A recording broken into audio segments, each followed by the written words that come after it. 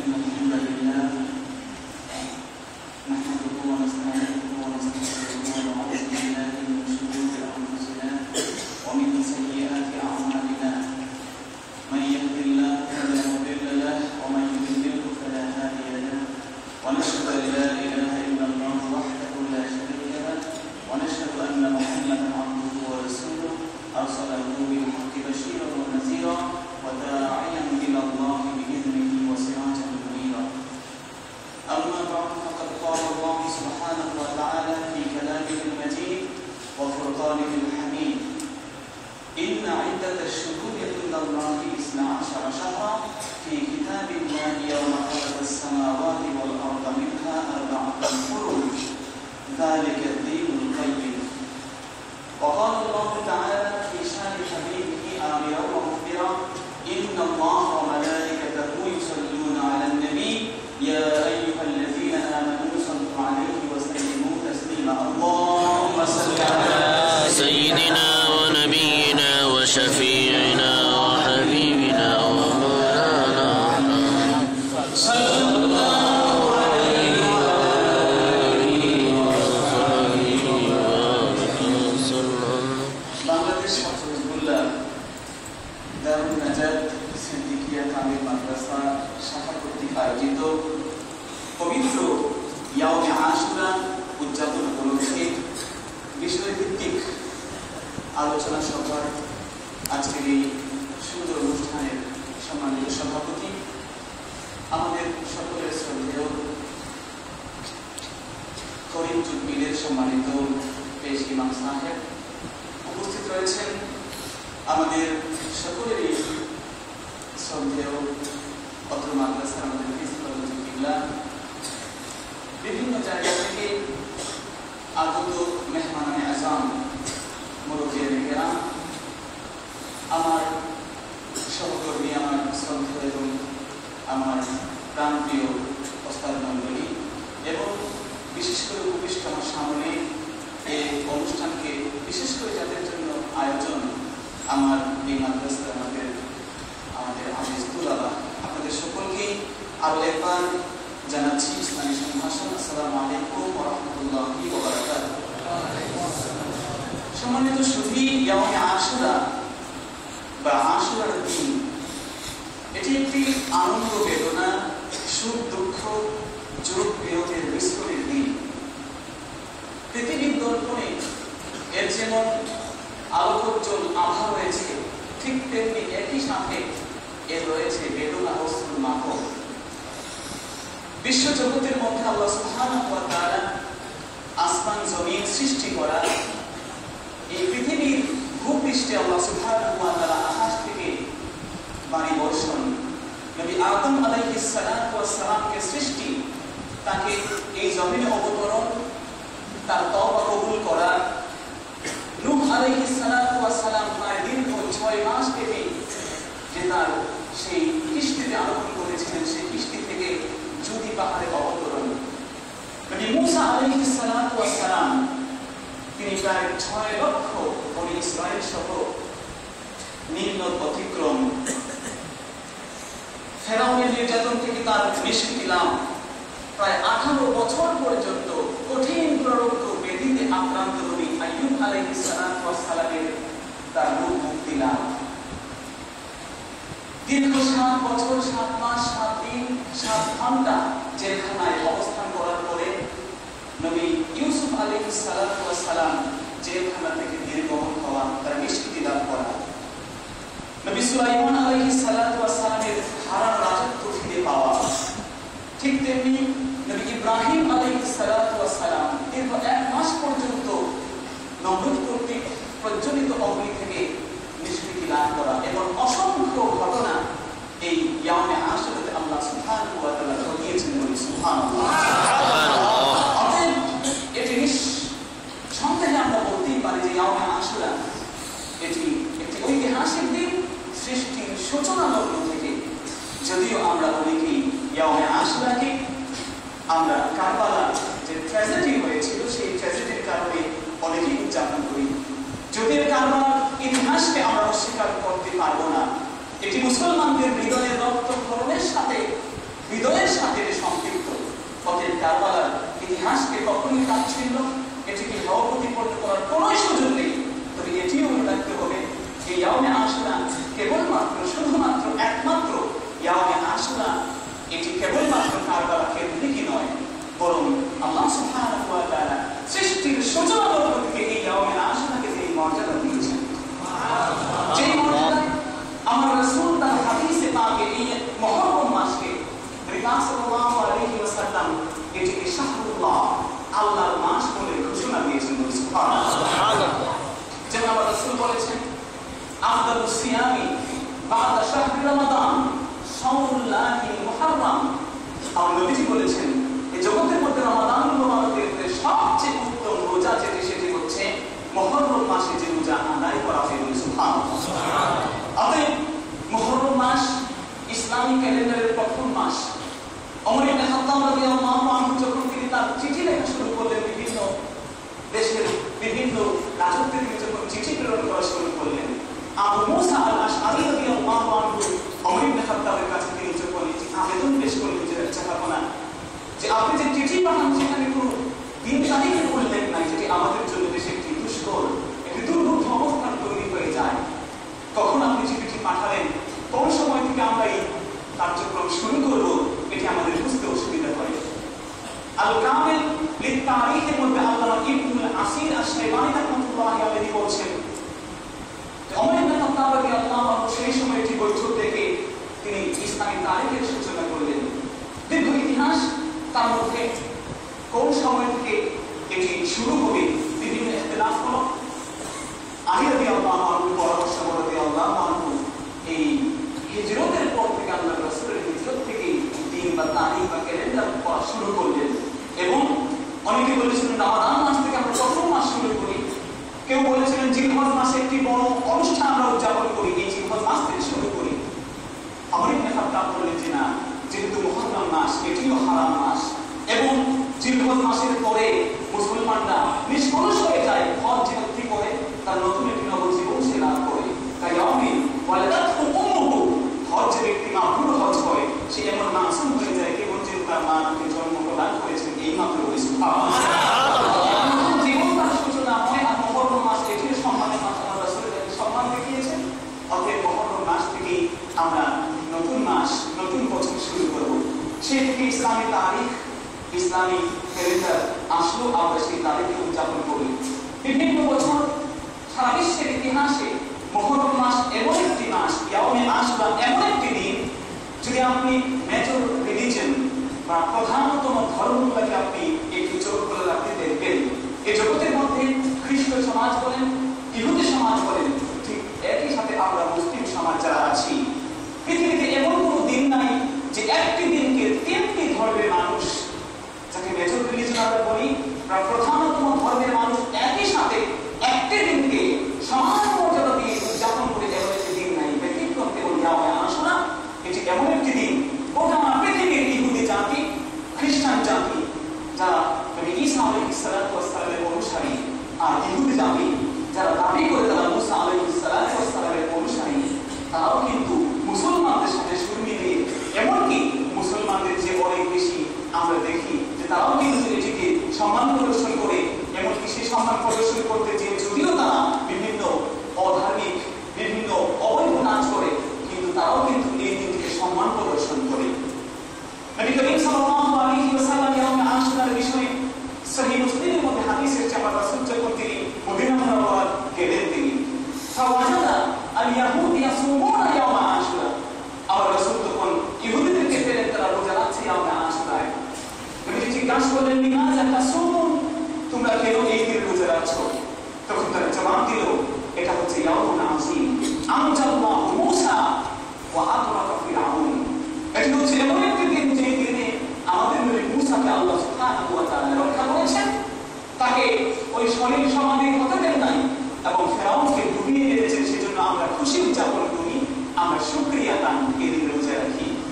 নবীজি আমার জবাব দিলেন, ওয়া নাহনু আহাক্কু বিআখিনা মূসা, আজকে তোমরা তোমাদের মূসা নবীর জন্য রোজা রাখছো, অথচ আমরা মুসলমানরা তো আমাদের ভাই মূসা নবীর জন্য বেশি হকদার, আমরাও এই দিন রোজা রাখবো। আমার নবীজি তখন তাসবিহ তাদের সাথে একটি মিল হয়ে যায়, সাদৃশ্য হয়ে যায়। এই সিমিলারিটি, এই অ্যাপ্রোভেলন থেকে আমার রাসূল রক্ষার জন্য বললেন যে অবশ্যই মুসলমানদেরকে তোমরা একটি কাজ করো, সেটি হলো 9 জিলহজ বা 11 জিলহজ 10 জিলহজের সাথে সম্পৃক্ত করে দুটো রোজা রাখবা। যেহেতু তারা একদিন রোজা রাখে, দুটো রোজা রাখলে তাদের সাথে আমাদের সাদৃশ্য, তাদের সাথে আমাদের সাযুজ্য হবে না। সেজন্য আমাদের উচিত হবে যে 10ই মুহররমের সাথে আরো একটি দিনকে সংযুক্ত করে রোজা রাখা। তাদের সাদৃশ্যতা বাতিল হয়ে যাবে, তাদের সাথে আমাদের তাসাহুহ বা সাদৃশ্য রাখা হবে না। সম্মানিত সুধী আমরা বুঝতে পারলাম এই জগতের মধ্যে ইয়াউমে আশুরা সৃষ্টির সূচনা লগ্ন থেকে আল্লাহ সুবহানাহু ওয়া তাআলা এটাকে অনেক বেশি মর্যাদা দিয়েছেন। বিশেষ করে আল্লাহ সুবহানাহু ওয়া তাআলা নবী আদম আলাইহিস সালাতু ওয়াস সালামের দোয়া কবুল করেছিলেন এই মাসে। তাফসীরে দুরুল মানসুরের মধ্যে, তাফসীরে তাবারির মধ্যে আল্লাহ সুবহানাহু ওয়া তাআলা তিনি যে আদম নবীর দোয়া কবুল করলেন এই বিষয়টি তাফসীরে দুরুল মানসুরে সুবিস্তারিতভাবে লেখা আছে। আল বিদায়া ওয়ান নিহায়া লিখেছেন আল্লামা আবুল ফিদা ইবনে কাসির, তিনিও প্রমাণ করেছেন এই ইয়াউমে আশুরায় নবী আদম আলাইহিস সালাতু ওয়াস সালামের দোয়াকে আল্লাহ সুবহানাহু ওয়া তাআলা কবুল করেছিলেন। ইয়াউমে আশুরা সেই দিন আদম নবী প্রায় 3 বছর পর্যন্ত কান্নাকাটি করেছেন। তিনি কত বছর কান্নাকাটি করেছেন এই বিষয়ে ইখতিলাফ আছে। কেউ 350 বছর বলেছেন, কেউ 450 বছর বলেছেন, কেউ 600 বছর বলেছেন। ইখতিলাফে আমরা না যাই, তবে তিনি কত বেশি কান্নাকাটি করেছেন তার একটি উদাহরণ দিয়েছেন আল্লামা কাসসাল্লামী রাহমাতুল্লাহি আলাইহি। মাওয়াহিবুল্লাহ দুনিয়া বলে তিনি বলে দিয়েছেন আদম নবী কত বেশি কান্না করেছেন জগতের মানুষ শুনে নাও। এই জগতের মধ্যে কিয়ামত পর্যন্ত সৃষ্টির সূচনা লগ্ন থেকে জগতের যত মানুষ এসেছে, এখনো আছে, কিয়ামত পর্যন্ত আসবে, তাম পৃথিবীর সমস্ত মানুষ মিলে যত বেশি কান্নাকাটি করবে, যত বেশি চোখের জল বা অশ্রু তারা বিসর্জন দেবে, এই সমস্ত অশ্রুর সম্মিলন যদি একটি পাত্রে আধার করা হয়, একটি আধারে সেটি সংরক্ষণ করা হয়, তখন ওই পানিটুকু, ওই চোখের জল নবী নূহ আলাইহিস সালাতু ওয়াস সালাম যত বেশি কান্নাকাটি করেছেন ওনার চোখের পানির সমান হবে না বলে সুবহানাল্লাহ। এজন্য তার নাম ছিল নূহ, মানে কান্নাকাটি করা। তিনি এত বেশি কান্নাকাটি করেছেন, দীর্ঘ 950 বছর পর্যন্ত উম্মতের মায়ায় নূহ নবী তিনি চোখে অশ্রু তিনি বিসর্জন দিয়েছেন।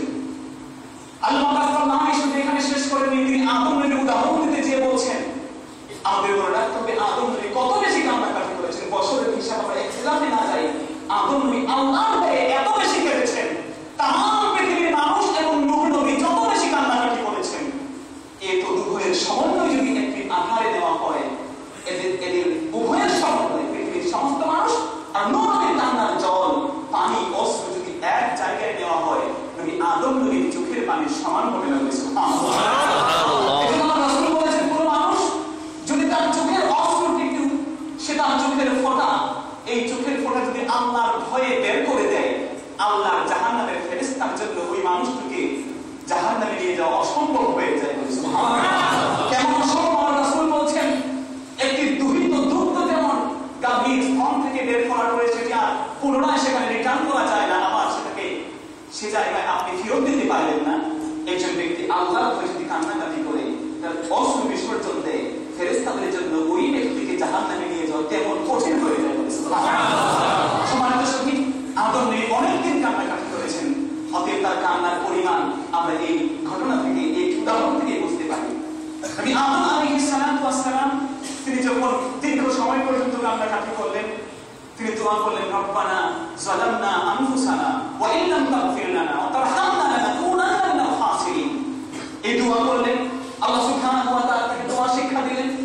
দোয়া শিক্ষার সাথে সাথে মুস্তাদরাক হাকিমের মধ্যে হাদিস এসেছে, ঠিক অনুরূপ কানজুল উম্মানের মধ্যে হাদিস এসেছে, আল বিদায়া ওয়ান নিহায়ার মধ্যে আল্লামা আবুল ফিদা ইবনে কাসির হাদিস লিখেছেন যে আদম নবী ওমর ইবনে খাত্তাব থেকে আসছে, লাম্মা ইকতারাফা আদম খাতিয়াতা, আদম নবী যখন তার ভুল বুঝতে পারলেন, সামান্য একটু ত্রুটি হয়েছিল তার, এই ত্রুটিটি এই মানবীয় দৃষ্টিকোণ থেকে আমাদের দৃষ্টিকোণ থেকে কোনো গুনাহ না, আদম নবী কোনো অন্যায়, কোনো অপরাধ করেন নাই, এটি ছিল উত্তমতার বিপরীত একটি কাজ ছিল।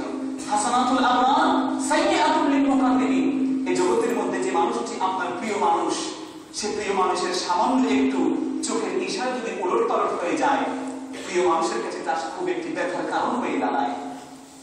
অনেক মানুষ অন্যায় করতে পারে, কিন্তু সে অন্যায় আমাদের চোখে বাজে না, কিন্তু আমার নিজের পুত্র সন্তান, আমার নিজের ভাই ব্রাদার যদি একটু সামান্য ত্রুটি করে সেটি আমার চোখে অন্যায় হয়ে দাঁড়ায়। অথবা আল্লাহ সুবহানাহু ওয়া তাআলা এটি নিষিদ্ধ ফলকে ধরতে নিষেধ করেছিলেন। বিভিন্ন শয়তান একে প্ররোচনা করে নবী আদম আলাইহিস সালাতু ওয়াস সালাম যখন এই ফল স্পর্শ করলেন তখন তিনি দুনিয়ায় তাকে আল্লাহ সুবহানাহু ওয়া তাআলা পাঠিয়ে দিলেন। কোথায় পাঠিয়েছেন স্বামীকে ইখতিলাফ করেছে। কেউ বলেছেন শ্রীলঙ্কায়, সিংহ বলে, আবার কেউ বলেছেন হিন্দুস্তানে আল্লাহ সুবহানাহু ওয়া তাআলা তাকে প্রেরণ করেছেন। আর বিবি হাওয়া আমাদের মা জননীকে জেদ্দায় আল্লাহ সুবহানাহু ওয়া তাআলা প্রেরণ করলেন। দুজনের বিচ্ছিন্ন হয়ে গেলেন দুজন। তারা তখন দীর্ঘ সময় কান্নাকাটি করছেন। এই কান্নাকাটির পরে আল্লাহ সুবহানাহু ওয়া তাআলা আমার নবী আমার আদম আলাইহিস সালাতু ওয়াস সালামের তওবা কবুল করলেন, যে মাধ্যমে এর একটি হচ্ছে তিনি আল্লাহর কাছে দোয়া করেছেন, আরেকটি সহিহ হাদিস প্রমাণ করছে বিশ্বনবী সাল্লাল্লাহু আলাইহি ওয়াসাল্লামের ওসিলা দিয়ে আদম নবী দোয়া করেছিলেন, আল্লাহুম্মা ইন্নী আসআলুকা বিহাক্কি মুহাম্মাদিন সাল্লাল্লাহু আলাইহি ওয়াসাল্লাম, যে আমি তোমার নবী মুহাম্মদ সাল্লাল্লাহু আলাইহি ওয়াসাল্লামের ওসিলা দিয়ে দোয়া করছি, আল্লাহ গো অনেকদিন কান্নাকাটি করো, আপনি কবুল করে নিন। আল্লাহ সুবহানাহু ওয়া তাআলার পক্ষ থেকে ওমর ইবনে খাত্তাব রাদিয়াল্লাহু আনহু সূত্রে আল্লাহ রাসূল বলেছেন, আল্লাহ তাআলা তখন প্রশ্ন করলেন, কাইফা আরাফতা মুহাম্মাদান ওয়া লাম আখলুকহু, হে নবী আদম তুমি এতদিন কান্নাকাটি করেছো, তুমি আজকে যে দোয়া করলে মুহাম্মদ নামের ওসিলা দিয়ে, সেই মুহাম্মদ নামের যে ওসিলা দিয়ে তোমার পূর্বে তো আমি তাকে সৃষ্টি করি নাই, কাউকে তো সৃষ্টি করি নাই, ওয়া লাম আখলুকহু, এখন পর্যন্ত তার অস্তিত্ব এই পৃথিবীতে আসে নাই, তুমি কেমনে তাকে চেনলে? আদম নবী তখন জবাব দিলেন, আল্লাহ লাম্মা খালাকতানি ওয়া নাফাখতা ফিয়া মিন রূহিকা, যখন আপনি আমাকে সৃষ্টি করেছেন আমার মধ্যে আপনি রূহ ফুৎকার দিয়েছেন, ওয়া নাযারতু ইলা কাওয়াইমিল আরশ, আমি তখন আরশে মুআল্লা থেকে তাকালাম, যখন তাকিয়েছি তাকানোর পর আমি যখন দেখলাম ওয়া নাযারতু ফিহি মাকতুবান লা ইলাহা ইল্লাল্লাহ মুহাম্মাদুর রাসূলুল্লাহ, আমি দেখতে পেলাম ওই জায়গায় লা ইলাহা ইল্লাল্লাহ মুহাম্মাদুর রাসূলুল্লাহ লেখা আছে। সুবহানাল্লাহ। আমি বুঝতে পারলাম ইন্নাকা লাম তুদিক ইলা ইসমিকা ইল্লা আহাব্বাল খালকি ইলাইকা, আল্লাহ আমি বুঝতে পেরেছি যে আপনি আপনার নামের সাথে যে মানুষটি, যে সৃষ্ট, যে সৃষ্টিশীল বস্তু, যে সৃষ্টিশীল ব্যক্তিত্বকে আপনি সংযুক্ত করেছেন, অবশ্যই অবশ্যই তিনি আপনার কাছে সবচেয়ে সর্বাধিক প্রিয় ব্যক্তি, সেজন্য আপনার কাছে এই নামের ওসিলা দিয়ে দোয়া করেছি বলে। সুবহানাল্লাহ। আল্লাহ সুবহানাহু ওয়া তাআলা বলেন, সাদাক্তা ওয়া সাদাক্তা ইয়া আদম, অবশ্যই তুমি সত্য বলেছো, তুমি যেই নামের ওসিলা দিয়ে দোয়া করলে ওই ওসিলা দেওয়ার কারণে আমি আদম তোমাকে আজকে মাফ করে দিলাম। সুবহানাল্লাহ। আল্লাহ সুবহানাহু ওয়া তাআলা তখন তাকে বললেন, অবশ্যই জেনে রাখবা, যদি মুহাম্মদ সাল্লাল্লাহু আলাইহি ওয়াসাল্লামকে সৃষ্টি না করতাম তাহলে এই জগৎকে আমি সৃষ্টি করতাম না, তোমাকে আদমকে সৃষ্টি করতাম না। অতএব এই জায়গা থেকে আমরা কয়েকটা বিষয় আমরা লক্ষ্য করতে পারি, তার মধ্যে একটি হচ্ছে ওসিলা দিয়ে দোয়া করার যে বিষয়। ওমর ইবনে খাত্তাব রাদিয়াল্লাহু আনহু তিনি ওসিলা দিয়ে দোয়া করেছেন, চাচা আব্বাস রাদিয়াল্লাহু আনহু ওসিলা দিয়ে দোয়া করেছেন। সহিহ বুখারী তার প্রমাণ করছে, সুনান তিরমিজি প্রমাণ করছে, নবী মুহাম্মদ সাল্লাল্লাহু আলাইহি ওয়াসাল্লাম তিনি ওসিলা দিয়েছেন, তিনি তার ওসিলা দিয়ে ওসমান ইবনে হুনাইফকে দোয়া করেছেন, আল্লাহর কাছে তার এই চোখের হারানো দৃষ্টি শক্তি তিনি ফিরে পেয়েছেন। সম্মানিত শহীদ, অতএব ওসিলা করা, ওসিলা দেওয়া এটি জায়েজ। আরেকটি বিষয় যেটা আমরা বুঝতে পারি যে আদম নবী তিনি যখন আল্লাহর কাছে সেই কথাটি বলেছিলেন, আমি দেখতে পেরেছি লা ইলাহা ইল্লাল্লাহ মুহাম্মাদুর রাসূলুল্লাহ, আমরা দেখতে পেরেছি যে আল্লাহ নবী আদম আলাইহিস সালাতু ওয়াস সালামের জবান মুবারক দিয়ে একটি কালেমার স্বীকৃতি দিয়েছেন, সেটি হচ্ছে কালিমাতুত তাওহীদ। আজকে আমাদের সমাজে এই কালিমাতুত তাওহীদ নিয়ে কথা বলা হয়, যে হাদিসের মধ্যে কালিমাতুত তাওহীদ একসাথে কোথাও লেখা নাই, এটি একটি বিভ্রান্তমূলক কথা, যেহেতু আল্লাহ সুবহানাহু ওয়া তাআলা তার রাসূল আমার রাসূলের মধ্যে প্রমাণ করে দিয়েছেন যে লা ইলাহা ইল্লাল্লাহ হাদিসে রয়েছে। মুস্তাদরাকে হাকিম একটি সহিহ হাদিসের কিতাব, তার মধ্যে এই হাদিসটি রয়েছে। এছাড়াও অন্যান্য বিভিন্ন সহিহ হাদিসের কিতাবের মধ্যে এই হাদিসটি রয়েছে, আমরা সেটাকে আলোচনা করছি না। সেজন্য আমরা মনে রাখবো যে আদম নবী ওসিলা দিয়েছেন, তিনি আমার রাসূলের ওসিলা দেওয়ার কারণে তিনি আল্লাহর কাছে মাফ পেয়েছেন। সম্মানিত শহীদ, এজন্য ইয়াউমে আশুরা অনেকগুলো ঘটনার কারণে বিশেষ করে সম্মানিত। ইয়াউমে আশুরা কেন ইয়াউমে আশুরা হলো, এর নাম কেন আশুরা বলা হলো, সে সম্পর্কে আল্লামা বদরুদ্দিন আইনি রাহমাতুল্লাহি আলাইহি উমদাতুল কারির মধ্যে বলেছেন, ইয়াউমে আশুরা কেন ইয়াউমে আশুরা, এর নামকরণের তাৎপর্য হলো এই যে আল্লাহ সুবহানাহু ওয়া তাআলা ফাদ্দালা আও আকরামা আশরাম মিন আমবিয়াইহি আশরা কারামাতিন ফি হাযাল ইয়াউম, যেহেতু আল্লাহ সুবহানাহু ওয়া তাআলা এই দিন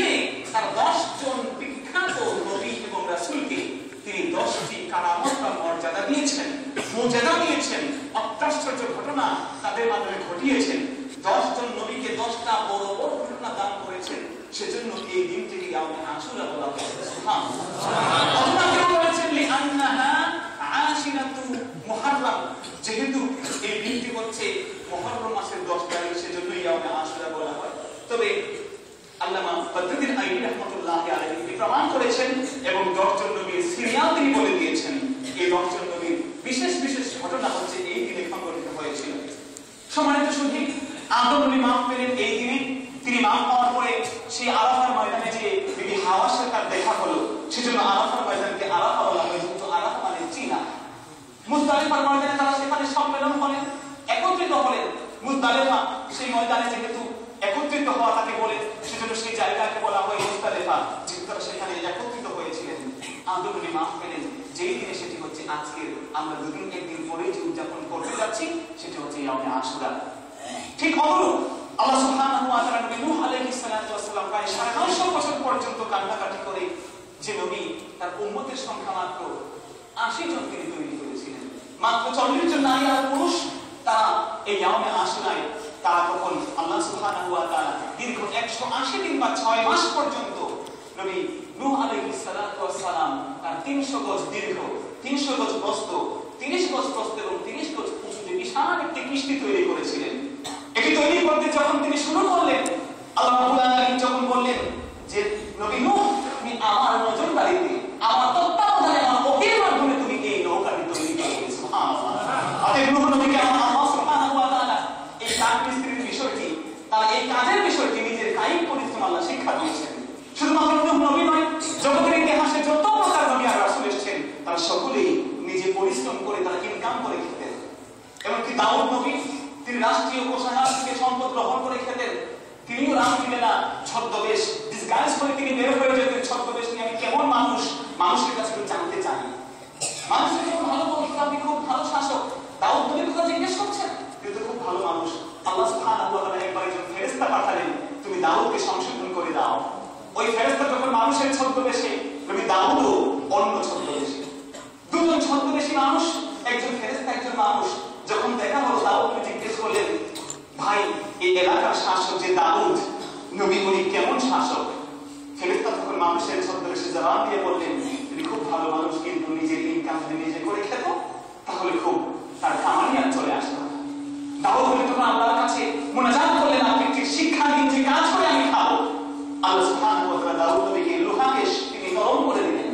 লুলাইনা বিহাদিদ লিদাউদ, আল্লাহ তাআলা দাউদ নবীকে লোহাকে এত সহজ করে দিলেন, তিনি হাত দিয়ে লোহা ধরলে সেটি টপটপ করে পানির মতো গলে পড়তে বলি। সুবহানাল্লাহ।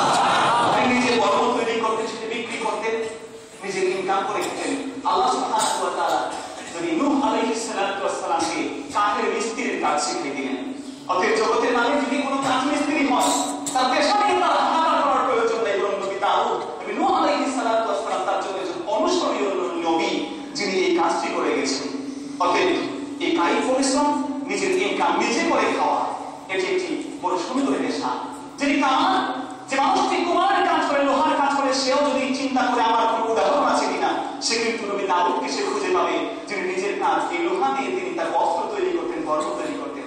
সম্মানিত শুনি, নূহ আলাইহিস সালাতু ওয়াস সালাম তার 300 গজ বিশাল দৈর্ঘ্যের ওই জাহাজ নিয়ে যখন তিনি তার 40 জন নারী আর পুরুষকে নিয়ে এবং তার সাথে বিভিন্ন প্রয়োজনীয় পশু পাখি এগুলা নিয়ে যখন আরোহণ করলেন, তিনিও কিন্তু দীর্ঘ 6 মাস পর্যন্ত ভাসছিলেন। এই ভাষার মধ্যে তিনি কিন্তু রজব মাস থেকে রোজা রেখেছিলেন।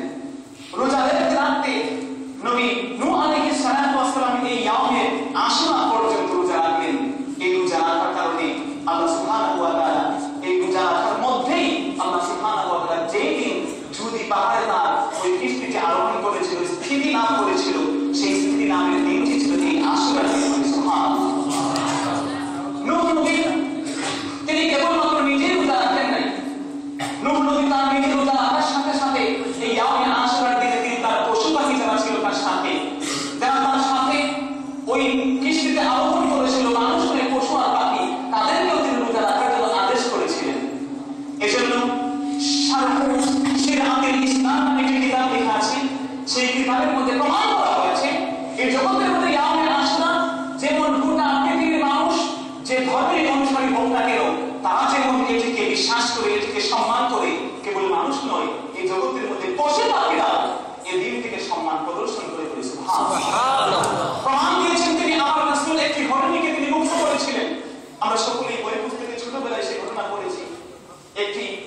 শিকারের কাছ থেকে আমার রাসূল হরিণীকে তিনি উন্মুক্ত করে দিয়েছিলেন। শিকারে তাকে এসে যখন ধরলো, আমার হরিণী কোথায় গেল, আমার রাসূল বললেন আমি ওর জামিন হয়ে গেলাম। উকিল সাহেব যেমন জামিন হন, আমার রাসূল কোন মানুষের জামিন না, একটি হরিণের জামিন হয়ে বলেন সে দুধ খাওয়াতে গেছে, দুধ খাইয়ে সে ফিরে আসবে, আমি তার জামিন, যতক্ষণ না আসে তুমি আমাকে আটকে রাখো, আর কোনো প্রশ্ন করো না। সুবহানাল্লাহ। হরিণের কথা আমার রাসূল বুঝতেন। যখন সে হরিণী অনেক দীর্ঘ সময় পরে চলে আসতে আমার রাসূলের কষ্ট হচ্ছিল। আমার রাসূলের এই দৃশ্য যখন দেখলেন, একটা হরিণী যে মানুষটির কথা শুনে আর সে মানুষটি নবুয়তের দাবি করেন, তিনি কখনো মিথ্যা নবুয়তের দাবি করতে পারেন না। সে মানুষটি মুসলমান হলো। যখন এই হরিণী দীর্ঘ সময় ব্যয় করে আসলো, দুধ খাইয়ে আসতে এত সময় লাগে না। প্রশ্ন করা হলো, হরিণী তুমি কেন এত দেরিতে আসছো? সে সর্বশেষে ইসলামের মধ্যে লেখক প্রমাণ করেছেন হাদিস দিয়ে, সেখানে বলা হচ্ছে হরিণীর জবান খুলে গেল। সে তখন বললো, তুমি কি জানো না আজকে কোন দিন? আজকে তো ইয়াউমে আশুরার দিন। আমরা পশু পাখিরাও, তোমরা যেমন মুসলমানরা আর ইহুদিরা যেমন রোজা রাখো এই ইয়াউমে আশুরায়, আমরা পশু পাখিরা নিজেরাও রোজা রাখি, আমাদের সন্তানদেরকেও রোজা রাখতে হয়েছে। এই সময়টুকু সূর্য ডুবে নাই, আমার সন্তানদের ইফতারের সময় হয় নাই। যখন ইফতারের সময় হলো, তখন ইফতার করিয়ে আমি চলে এসেছি, তার জন্য দেরি হয়ে গেছে। সম্মানিত শহীদ, অতএব নূহ আলাইহিস সালাতু ওয়াস সালাম তাফসীরে তাবারির মধ্যে প্রমাণ করা হয়েছে, নূহ নবী একাই কেবল রোজা রাখেন নাই, তিনি তার নিজের সাথে সাথে তার পশু পাখি যারা আছে তাদেরকেও বলেছিলেন, জোড়ায় জোড়ায় তোমরা এসেছো, তোমরা রোজা রাখো। অতএব এই রোজা রাখার ঘটনা আর পরবর্তী ঘটনার সাথে সাযুজ্য খুঁজে পাওয়া যায়, যাতে বোঝা যায় এই ঘটনাটি একেবারেই অবান্তর নয়। যদিও হাদিসের সনদ নিয়ে কেউ কেউ আপত্তি করেন, কিন্তু তার যে সনদ, সেখানে নূহ নবী তার যে পশু পাখিকে রোজা রাখতে বলেছেন সেটি সহিহ হাদিস দ্বারা প্রমাণিত। যদিও পরের ঘটনাটি অনেকটাই সহি নয়, দুর্বলের রিওয়ায়াতকেও বিশ্বাস করতে অসুবিধা নেই, এটিকে আমল করতে অসুবিধা নেই, আমাদেরকে আকীদার সাথে সম্পৃক্ত না হলেই হলো। সম্মানিত শহীদ, নূহ আলাইহিস সালাতু ওয়াস সালাম দীর্ঘ সময় পর্যন্ত তিনি সেখানে থেকে সেই জুদি পাহাড়ে আরোহণ করলেন। সেই জুদি পাহাড়ে দীর্ঘ সময় পর্যন্ত তার সেই জিনিসগুলা, তার ওই কিস্তিটি আরোহিত ছিল। সময়ের বিবর্তনে সেই সময়ে সেই তার যে কিস্তিটি সেটি ভেঙে গিয়ে আজকে জুদি পাহাড়ের সাথে একাকার হয়ে গেছে। যেই জায়গা থেকে আজও পর্যন্ত মানুষ সেই নৌকার যেই স্তম্ভগুলো আছে, নৌকার ভগ্নাবশেষ আছে, সেই কিস্তির ভগ্নাবশেষ যে মানুষগুলা আজও পর্যন্ত বরকত হাসিল করে। যে মানুষ রোগের যে জন্য সেটাকে গ্রহণ করে, তা ওই রোগের জন্য সে প্রতিষেধক হয়ে যায়। সুবহানাল্লাহ। কেবলমাত্র এটি কোন আমাদের নিজেদের কথাই নেবেন, তাওরাতের মধ্যে এটি সেটি ইনজিল কিতাবের মধ্যে এই কথাটি আসছে যে দাউদ নবী, নূহ নবীর ওই কিস্তি থেকে ইহুদিরা বরকত হাসিল করতে, এটিকে তাদের আরোগ্য গ্রহণ করতে। আপনারা নিজেরাও জানেন, নূহ নবী যখন বানাচ্ছিলেন তখন ওই কিস্তিকে তারা কটাক্ষ করে এটিকে তারা নিজেদের প্রাকৃতিক ডাকে সাড়া দেওয়ার জায়গা এটা তৈরি করেছিল বলি নাউজুবিল্লাহ। এই ইহুদি জাতি সেটিকে তাদের টয়লেট নির্মাণ করেছিল। আল্লাহ সুবহানাহু ওয়া তাআলা প্রতিশোধ দিলেন বড় সুন্দর কায়দায়। একটা কুষ্ঠরোগী যখন সেখানে বসে তার সেই প্রাকৃতিক ডাকে সাড়া দিতে গিয়েছে, উল্টে পড়ে গেল। উল্টে পড়ে যাওয়ার পরে যখন সেই জায়গা থেকে আবর্জনা থেকে উঠলো, পুরোপুরি সুস্থ। ইহুদিরা চিন্তা করে মহারোগের একটি ঔষধ হয়ে গেছে, সেটিকে এমনভাবে ব্যবহার করা শুরু করলো, ধুয়ে মুছে সেটিকে একদম পরিষ্কার করে দিয়ে দিল। এটিকে তার নিজেদের জন্য আরোগ্য হিসেবে গ্রহণ করলো। আল্লাহ নবী সেই কিস্তিটি আজও পর্যন্ত সেখানে ভগ্নাবশেষ পাওয়া যায়, এবং যে মানুষ যে কায়দায় এটিকে গ্রহণ করে অভিজ্ঞতার ফসল, সেটি সে কাজে উপকার দিয়ে বলি সুবহানাল্লাহ।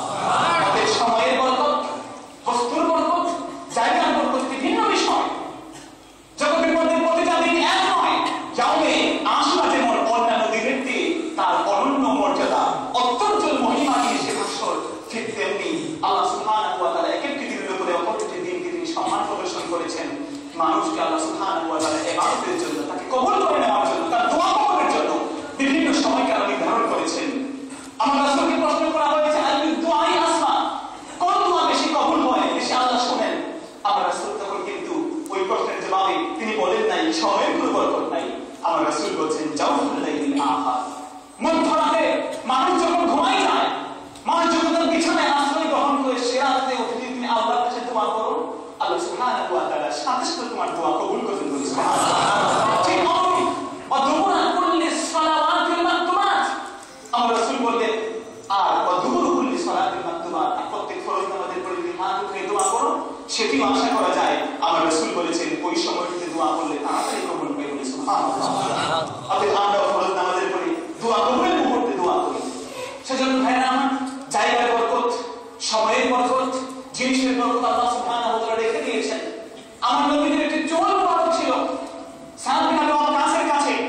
তিনি সেই চুল মুবারক দিয়ে যখন জিহাদ করছেন, জিহাদের ময়দানে তার পাগড়িটি পরে গেল। পাগড়িটি পরে যাওয়ার পরে নিজের অন্তরের উপরে শরীরের উপরে বিপদ দেওয়ার পরে ওই টুপিটি তিনি উঠাই নেওয়া শুরু করলেন। যদিও যুদ্ধক্ষেত্রে কোনো জিনিস যদি মাটিতে পড়ে সেটি উঠাই নেওয়ার কোনো নিয়ম নাই। কোন যুদ্ধের ক্ষেত্রে কোন সেনাপতি, কোন যতই কোন শাসক, কোন যুদ্ধরাজ, কোন নেতা কোন জিনিস পড়ে সেটা উঠাতে যাবে না, যেহেতু সে যখনই নিচু হবে তখনই বিপদ তার কাঁধে সওয়ার হবে। সাদ বিন আবি ওয়াক্কাস তিনি নিজের জীবনের কথা চিন্তা করলেন, সেই টুপিটিকে উঠায় তিনি মাথায় দেওয়া শুরু করলেন। যুদ্ধের পরে সাহাবায়ে কেরাম জিজ্ঞাসা করলেন, এত বড় একটা রিস্ক আপনি কেন নিলেন? আপনি তো যুদ্ধবাজের নেতা আমাদের, কেন নিজেকে এই বিপদের সম্মুখীন আপনি করলেন? সাদ বিন আবি ওয়াক্কাস জবাব দিলেন, এজন্যই করেছি যে ওই টুপিটি এই দুনিয়ার কোন টুপি নয়, ওই টুপির মধ্যে আমার রাসূলের একটি চুল মুবারক রয়েছে বলে সুবহানাল্লাহ। সাহাবীর আকীদা হয় এমন, আমরা তারা সম্মানিত সুখী। এরকম অনেক ঘটনা আছে যেখানে সাহাবায়ে কেরাম তার পরবর্তী সময়ে আল্লাহর ওলিরা এই বিষয়টা গ্রহণ করেছেন। নূহ আলাইহিস সালাতু ওয়াস সালামের পরে নবী মূসা আলাইহিস সালাতু ওয়াস সালামকে আল্লাহ সুবহানাহু ওয়া তাআলা এই দিনে সহিহ বুখারী, মুসলিম, আবু দাউদ, নাসাঈ, তিরমিজি, ইবনে মাজাহ, কানজুল উম্মাল, জামি সগীর, জামি কবির, তাফসীরে দুররে মানসুর, তাফসীরে তাবারী সহ অসংখ্য কিতাব প্রমাণ করছে নবী নূহ আলাইহিস সালাতু ওয়াস সালামের মতো নবী ইব্রাহিম, নবী মূসা আলাইহিস সালাতু ওয়াস সালামকে আল্লাহ সুবহানাহু ওয়া তাআলা এই দিনে তিনি রক্ষা করেছিলেন ফিরআউনের হাত থেকে। ফিরআউনের কাছে যখন মূসা আলাইহিস সালাতু ওয়াস সালামকে আল্লাহ সুবহানাহু ওয়া তাআলা বললেন, ইযহাব ইলা ফিরআউন ফাইন্নাহু তাগা, ফিরআউনের কাছে যাও, সে তো অবাধ্যতা করছে। ফিরআউনের কাছে যাওয়ার পরে আল্লাহ নবী মূসা আলাইহিস সালাতু ওয়াস সালামকে দাওয়াত দিলেন, সে কবুল করল না। সে তার নিজেকে রব্বুল আ'লা, আমি হচ্ছি তোমাদের সর্বশ্রেষ্ঠ রব বলে ঘোষণা করল। নাউযুবিল্লাহ। আল্লাহ সুবহানাহু ওয়া তাআলা 6 লক্ষ বনি ইসরাঈল সহ মূসা আলাইহিস সালাতু ওয়াস সালামকে চলে যেতে বললেন। সেই জায়গা থেকে নীল নদ অতিক্রম করে চলে যেতে বললেন। মূসা নবী যখন সেই জায়গায় এসে নীল নদের পাশে দাঁড়ালেন, পাশে দাঁড়ানোর পরে কোনো পথ খুঁজে পান না, কি করবেন? আল্লাহ সুবহানাহু ওয়া তাআলা আদেশ করলেন, তুমি তোমার এই লাঠি দিয়ে আঘাত করো। এই লাঠি দিয়ে আঘাত করার কারণে আল্লাহ সুবহানাহু ওয়া তাআলা নীল নদের উপরে তিনি 12টি রাস্তা তৈরি করে দিলেন। সুবহানাল্লাহ। সেই 12টি রাস্তা দিয়ে তিনি অতিক্রম করে চলে গেলেন। চলে যাওয়ার পরে যখন ঐতিহাসিকরা বলেন নদীর ভিতর দিয়ে আল্লাহ সুবহানাহু ওয়া তাআলা রাস্তা করে দিয়েছেন। এটি হচ্ছে এমন এক জায়গা, নীল নদের ভূমি, এমন এক জায়গা যে জায়গায় আল্লাহ সুবহানাহু ওয়া তাআলা সূর্যের আলো একবার ফেলেছেন, কিয়ামত পর্যন্ত সেখানে আর সূর্যের আলো পড়বে না। সুবহানাল্লাহ। যেহেতু নীল নদ যখন ফারাক হয়ে গিয়েছিল, রাস্তা তৈরি হয়ে গিয়েছিল, সেই 12টি রাস্তা দিয়ে যখন নবী মূসা তার 6 লক্ষ বনি ইসরাঈল সহ অতিক্রম করে সেপারে চলে গেলেন, ফিরআউন তখন আসলো তার পিছন হয়ে এবং নিজেকে সে বলল, এই কীর্তি তো আমি ঘটিয়েছি বলে। নাউযুবিল্লাহ। সে বলছে, আমি একটা সুযোগ দিয়েছি, এটি আমার আদেশে এই নীল নদের মধ্যে রাস্তা তৈরি হয়েছে, তোমরা আগায় যাও, ভয় পেও না। যখন তার সৈন্যবাহিনী নিয়ে যখন সে মাঝ পথে আসছে, আল্লাহ তাআলা তখন ওই নদীকে আদেশ করলেন, পানিকে, যে তুমি তোমার ঢেউ বইয়ে দাও। সে জায়গায় নীল নদী, সেখানে তার শরীর সমাধি হলো। সেই সমাধি হয়ে সেখানে মাছ আর কোন কুমিরের কাছে আল্লাহ সুবহানাহু ওয়া তাআলা সমর্পণ করলেন না, বরং আল্লাহ তাআলা ঘোষণা করলেন, ফালিয়াউমা নুনাজ্জিকা বিবাদানিকা লিতাকুনা লিমান খালফাকা আয়া। আল্লাহ সুবহানাহু ওয়া তাআলা তার বডিটিকে সংরক্ষণ করার একটি ওয়াদা করলেন। আল্লাহ বললেন, তোমার এই দেহকে আমি মাছ আর কোন ধরনের হাঙর আর কুমিরের খাবার বানাবো না, তোমার দেহটিকে আমি সংরক্ষণ করব, যেন তুমি পরবর্তী মানুষদের জন্য নিদর্শন হতে পারো।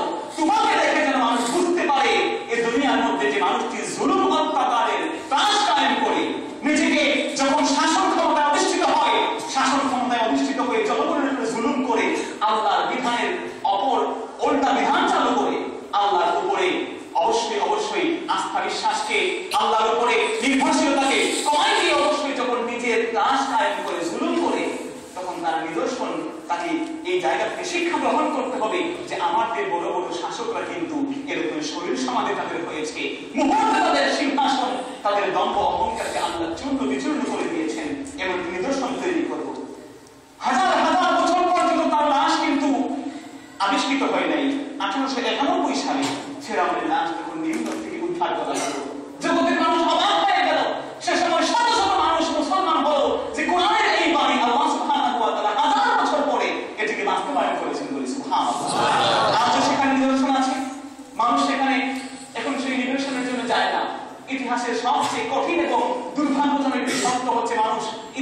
শিক্ষা গ্রহণ করে না। মানুষ সেখানে যে এটাকে একটি প্রদর্শনের বস্তু বানিয়েছে, সেখানে আজকে সেটাকে দেখেই তারা চলে আসেন, এটা থেকে শিক্ষা গ্রহণ করে না। আল্লাহ বলছে তুমি দেখো এবং সেখান থেকে শিক্ষা গ্রহণ করো মিথ্যাচারীদের অবস্থা কেমন হয়েছে। আমাদের মানুষগুলো লোহিত সাগরে যান, আমাদের মানুষগুলো ডেড সি সেই মহাসাগরে যান। লূত আলাইহিস সালামের কাউমকে যেখানে ধ্বংস করা হয়েছিল, সেই কাউমকে ধ্বংস করার জায়গায় সেখানে ডেড সিতে আনন্দ ফুর্তির জন্য যায় বলে নাউজুবিল্লাহ। সেখানে যে মানুষ শিক্ষা গ্রহণ করে না, আজকে সারা বিশ্বের মধ্যে এই সমকামিতার বিষয়, এই বিষয়টিকে আজকে আইন পাস করা হচ্ছে বলে নাউজুবিল্লাহ। কারণ হচ্ছে এই জগতে মানুষ চিন্তা করেছে কোন মানুষকে যদি অস্ত্র দিয়ে, কোন মানুষকে সৈন্যবাহিনী দিয়ে যদি কোন মানুষকে কোন রাষ্ট্রকে দখল করা হয়, সেই রাষ্ট্র দখল করার যদি ভয় সম্ভব করা হয়, এটি চিরস্থায়ী হয় না। মানুষের মধ্যে বিপ্লব আসে, মানুষের মধ্যে অনুভূতি আসে। এর জন্য আজকে ইহুদি নাসারা খ্রিস্টানরা মুসলমানদের মধ্যেও এগুলো সৈন্যবাহিনী প্রেরণের পরিবর্তে তারা আজকে ঢোল পাল্টাচ্ছে, সাংস্কৃতিক আগ্রাসন ঘটাচ্ছে, মুসলমানদের সংস্কৃতিকে পাল্টে দিচ্ছে। মুসলমানরা আজকে তাদের সংস্কৃতি পাল্টে ইয়াউমে আশুরায় তারা আজকে অন্যায় আচরণ করবে, ইয়াউমে আশুরাকে মিথ্যা একটি বিষয় দিয়ে আজকে সেটা উদযাপন করবে, ইয়াউমে আশুরাকে শরীয়ত গর্হিত কাজ দিয়ে উদযাপন করবে, সেই বিষয়টি আজকে চাপাই দেওয়া হচ্ছে। মুহররম মাসকে ভুলে যে মুসলমানরা 31st নাইটে উদযাপন করবে সেটিকে নববর্ষ হিসেবে, সূর্য পূজারীদের মতো কুয়াকাটা আর সেই সমুদ্র সৈকত কক্সবাজারে যে সূর্যকে আহ্বান জানাবে, নমস্কার জানাবে, এমন একটি টেন্ডেন্সি, এমন একটি ট্র্যাডিশন শুরু করে দিচ্ছে বলে নাউজুবিল্লাহ। যেহেতু সাংস্কৃতিক আগ্রাসন কোন মানুষের মধ্যে বীজ ঢুকাই দিতে পারলে সে মানুষটি তার ওই আগ্রাসন থেকে কখনোই মুক্ত হতে পারে না। আজকে আমাদের দেশে ভূতের গোলাতেও আমরা যে দেখবো সেখানে কাঁকড়া, সেখানে সাপের মাংস, সেখানে কেঁচো, এগুলা খুব বেশি একটি জনপ্রিয়তা লাভ করছে। শুধুমাত্র তাই নয়, শুনলে আপনি অবাক হবেন, আজকে সে জায়গাগুলোতে বিভিন্ন জায়গায় আজকে দেখা যায় বেকন ফ্লেশ বা শুকরের মাংস, যা কোরআন কারীম হারাম করে দিয়েছে, সে কোরআন কারীমের হারামকৃত একটি প্রাণীর গোশত আজকে এই সমাজের মানুষ, এই ঢাকার মানুষই বলেন, বিভিন্ন চাইনিজ রেস্টুরেন্ট গুলোতে এসে ব্যাপক জনপ্রিয়তা লাভ করছে বলে নাউজুবিল্লাহ। সম্মানিত সুধী, অথবা আল্লাহ সুবহানাহু ওয়া তাআলা যে দিনে মুসা নবীকে রক্ষা করলেন, সেই দিনটি হচ্ছে এই ইয়াউমে আশুরার দিন। এই ইয়াউমে আশুরার দিন আল্লাহ সুবহানাহু ওয়া তাআলা মুসা নবীকে ফিরআউনের কবল থেকে রক্ষা করেছেন। নবী ইব্রাহিম আলাইহিস সালাতু ওয়াস সালাম তিনি নমরুদকে দাওয়াত দিয়েছিলেন, ইসলামের দাওয়াত দিয়েছিলেন। নমরুদ জিজ্ঞাসা করল, তোমার রব কে? ইব্রাহিম জবাব দেন, আমার রব হচ্ছেন তিনি যিনি জীবন দেন, মৃত্যু দেন। নমরুদ তখন জবাব দিল, আমিও তো জীবন আর মৃত্যু দিতে পারি বলে নাউজুবিল্লাহ। আনা উহয়ি ওয়া উমীত, আমি তো জীবন দেই, মৃত্যু দেই। সে দুজন কারাগারের ফাঁসির আদেশপ্রাপ্ত দুজন, দণ্ডাদেশপ্রাপ্ত দুজন মানুষকে নিয়ে এসে বলল যে আসো তোমরা। একজনকে নিয়ে আসার পরে একজনকে তার কল্লা ফেলে দিল, তার হক কায়েম করলো, তার শাস্তি দিল, তাকে মৃত্যু দিল, মৃত্যুদণ্ড কায়েম করে কার্যকর করলো, আর একজনকে মুক্তি দিয়ে দিল। ইব্রাহিম, দেখেছ তোমার রব নাকি মৃত্যু আর জীবন দেন, আমিও তো একজন ফাঁসির দণ্ডাদেশপ্রাপ্ত, যার মৃত্যু অনিবার্য, তাকে আমি সুপ্রিম ক্ষমতায় তাকে জীবন দিয়ে দিলাম। তিনি বলে নাউজুবিল্লাহ। আল্লাহ সুবহানাহু ওয়া তাআলা তার ভাষায় কোরআন কারীমের মধ্যে নবী ইব্রাহিম আলাইহিস সালাতু ওয়াস সালাম যখন বললেন, আমার রব হচ্ছেন ইয়াতি বিশ-শামসি মিনাল মাশরিক ফাতি বিহা মিনাল মাগরিব, আমার রব হচ্ছেন সেই রব যিনি জগতের মধ্যে এই সূর্যটাকে তিনি পূব আকাশ থেকে তিনি উত্তোলিত করেন, উদিত করেন। যদি তিনি সম্ভব হয়, তুমি যদি রাজা হও, তুমি যদি রব হও, তাহলে সেটাকে পশ্চিম আকাশ থেকে তুমি উদিত করে দেখাও দেখি। ফাবুহিতাল্লাযী কাফার, নমরুদ তখন এত বিরক্ত হয়ে গেল, কোনো জবাব সে খুঁজে পায় না। সে তখন চিন্তা করলো, আমি তর্ক করে বহস মুবাহাসা থেকে দমাতে পারবো না। 1 মাস পর্যন্ত বিভিন্ন জায়গা থেকে উন্নত মানের কাঠ সংগ্রহ করে 1 মাস পর্যন্ত আগুন সে জ্বালানো শুরু করলো। তারই বিশালতা করেছেন 4 মাইল উপর থেকে কোনো পাখিতে উড়ে যায়, এত দাও দাও করে সে আগুন চলছিল। 4 মাইল পর্যন্ত সে উপর দিয়ে কোনো পাখি উড়ে গেল, সে পাখিটি ভস্মীভূত হয়ে সে অগ্নিকুণ্ডে পড়ে যেত। এমন ভয়ঙ্কর অগ্নিকুণ্ড যেখানে ইব্রাহিম আলাইহিস সালাতু ওয়াস সালামকে কাছে নিয়ে যেতে পারে না, দূর প্রান্ত থেকে ফেলবে কিভাবে? তখন মিনজানিক আবিষ্কার করলো নমরুদ। এই শয়তানটিও কিন্তু অনেক বিষয়ে ইনকাসার ছিল, আবিষ্কারক ছিল। সে ব্যক্তি এমন এক ব্যক্তি, আউয়াল মান বানা আত-তিন, যে ব্যক্তি এই জগতের মধ্যে প্রথম ইট নির্মাণ করেছে সে হচ্ছে নমরুদ। প্রথম মিনজানিক তৈরি করেছে দুটি ইট তৈরি করে দালানটা নির্মাণ করেছে, আল্লাহকে তিন ছুরি মারবে না। সে চিন্তা করেছে আল্লাহর সাথে জিহাদ করা দরকার, যে আমার যে বড় আসমানে থাকেন তার সাথে তো আমার একটু জিহাদ করা দরকার। সেজন্য ইটকে পুড়িয়ে, মাটিকে পুড়িয়ে সে ইট তৈরি করলো। তাফসীরের কিতাব বলছে জগতের মধ্যে নমরুদ হচ্ছে প্রথম মানুষ যে কিন্তু ইট তৈরি করেছিল। ঠিক তেমনি সে মিনজানিক আবিষ্কার করলো। মিনজানিক দিয়ে একটি দূর দূরান্ত থেকে নবী ইব্রাহিম আলাইহিস সালামকে নিক্ষেপ করা হলো যে জায়গায়, সেটি হচ্ছে ওই অগ্নিকুণ্ড, 1 মাস পর্যন্ত জ্বলন্ত অগ্নিকুণ্ডে। আল্লাহ সুবহানাহু ওয়া তাআলা বলেন কুলনা ইয়া নাম কুনি বারদান ওয়া সালামান আলা ইব্রাহিম। আল্লাহ তাআলা আগুনকে নির্দেশ দিয়ে দিলেন যে আগুনের চরিত্র হচ্ছে ধসিয়ে দেওয়া, ভস্মীভূত করে দেওয়া। সে আগুনটা আল্লাহ সুবহানাহু ওয়া তাআলা নবীর জন্য তার চরিত্র পাল্টে দিলেন, এটিকে নাতি শীতোষ্ণ করে দিলেন। সুবহানাল্লাহ। যেই দিন নবী ইব্রাহিম আলাইহিস সালাম মুক্তি পেলেন সেদিনটি হচ্ছে এই ইয়াউমে আশুরার দিন। সম্মানিত সুধী, ঠিক তেমন নবী আইয়ুব আলাইহিস সালাম যিনি অসুস্থ ছিলেন, সে অসুস্থ 18 বছর পর্যন্ত তার অসুস্থতা, শরীরের বস্তুগুলো তার খসে খসে পড়া শুরু হয়ে গেল। আইয়ুব আলাইহিস সালাম তার ওই শরীরের মধ্যে স্পর্শ করা যায় না, পরিষ্কার করার কোনো সুযোগ নাই। বিভিন্ন অভিমাতার স্ত্রী ছিলেন, তিনি যখন হাত দেন ব্যথা পান, কাপড় দিয়ে পরিষ্কার করতে যান তখনও ব্যথা পান। যখন তিনি নরম কোনো কিছু খুঁজে পান না, মুফাসসিরিনরা বলেন তখন তার জিহ্বা মুবারক দিয়ে যখন তিনি তার স্পর্শ করা শুরু করলেন যে আমার স্বামীর গায়ের যে আবর্জনা হচ্ছে, যে পচা অংশটা আমি পরিষ্কার করবো নিজের জিহ্বা দিয়ে বলি সুবহানাল্লাহ। স্বামী এখন কি ব্যথা পান? জবাব দিলেন যে না, এখন ব্যথা অনুভব হয় না। দীর্ঘ 18 বছর পর্যন্ত স্বামী খেদমত করে গেছেন। নবী আইয়ুব আলাইহিস সালাম দীর্ঘ সময় পর্যন্ত অতিক্রম করে যেই তিনি মুক্তি পেলেন, যেই তিনি রোগ থেকে আরোগ্যতা লাভ করলেন, সেটি হচ্ছে এই ইয়াউমে আশুরার দিন।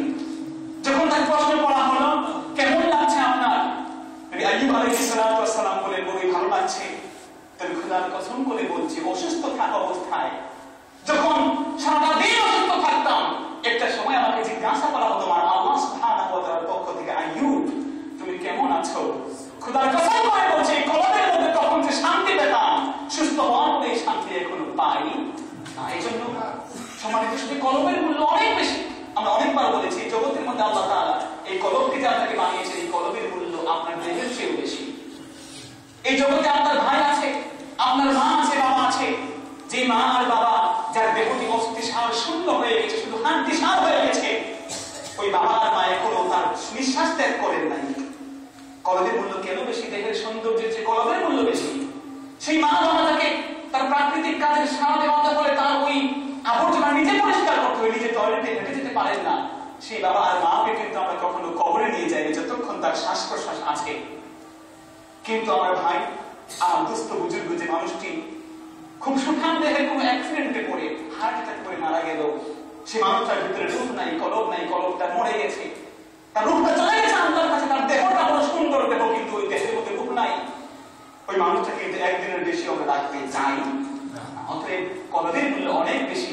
সেই কলবকে ঠিক রাখার জন্য, এই কলবকে পরিষ্কার রাখার জন্য, কলবের ক্ষমতাকে বাড়াই দেওয়ার জন্য, যেহেতু ইন্নাল্লাহা লা ইয়ানজুরু ইলা সুওয়ারিকুম ওয়ালা ইলা আমওয়ালিকুম, আল্লাহ তাআলা তোমাদের মাল সম্পদ, তোমাদের চেহারা দেখেন না, ওয়ালাকিন ইয়ানজুরু ইলা কুলুবিকুম, আল্লাহ সুবহানাহু ওয়া তাআলা তোমাদের কলবকে দেখেন, তোমাদের নিয়তকে দেখেন, নিয়ত কি করেছো, তোমার কলব কি চেয়েছে।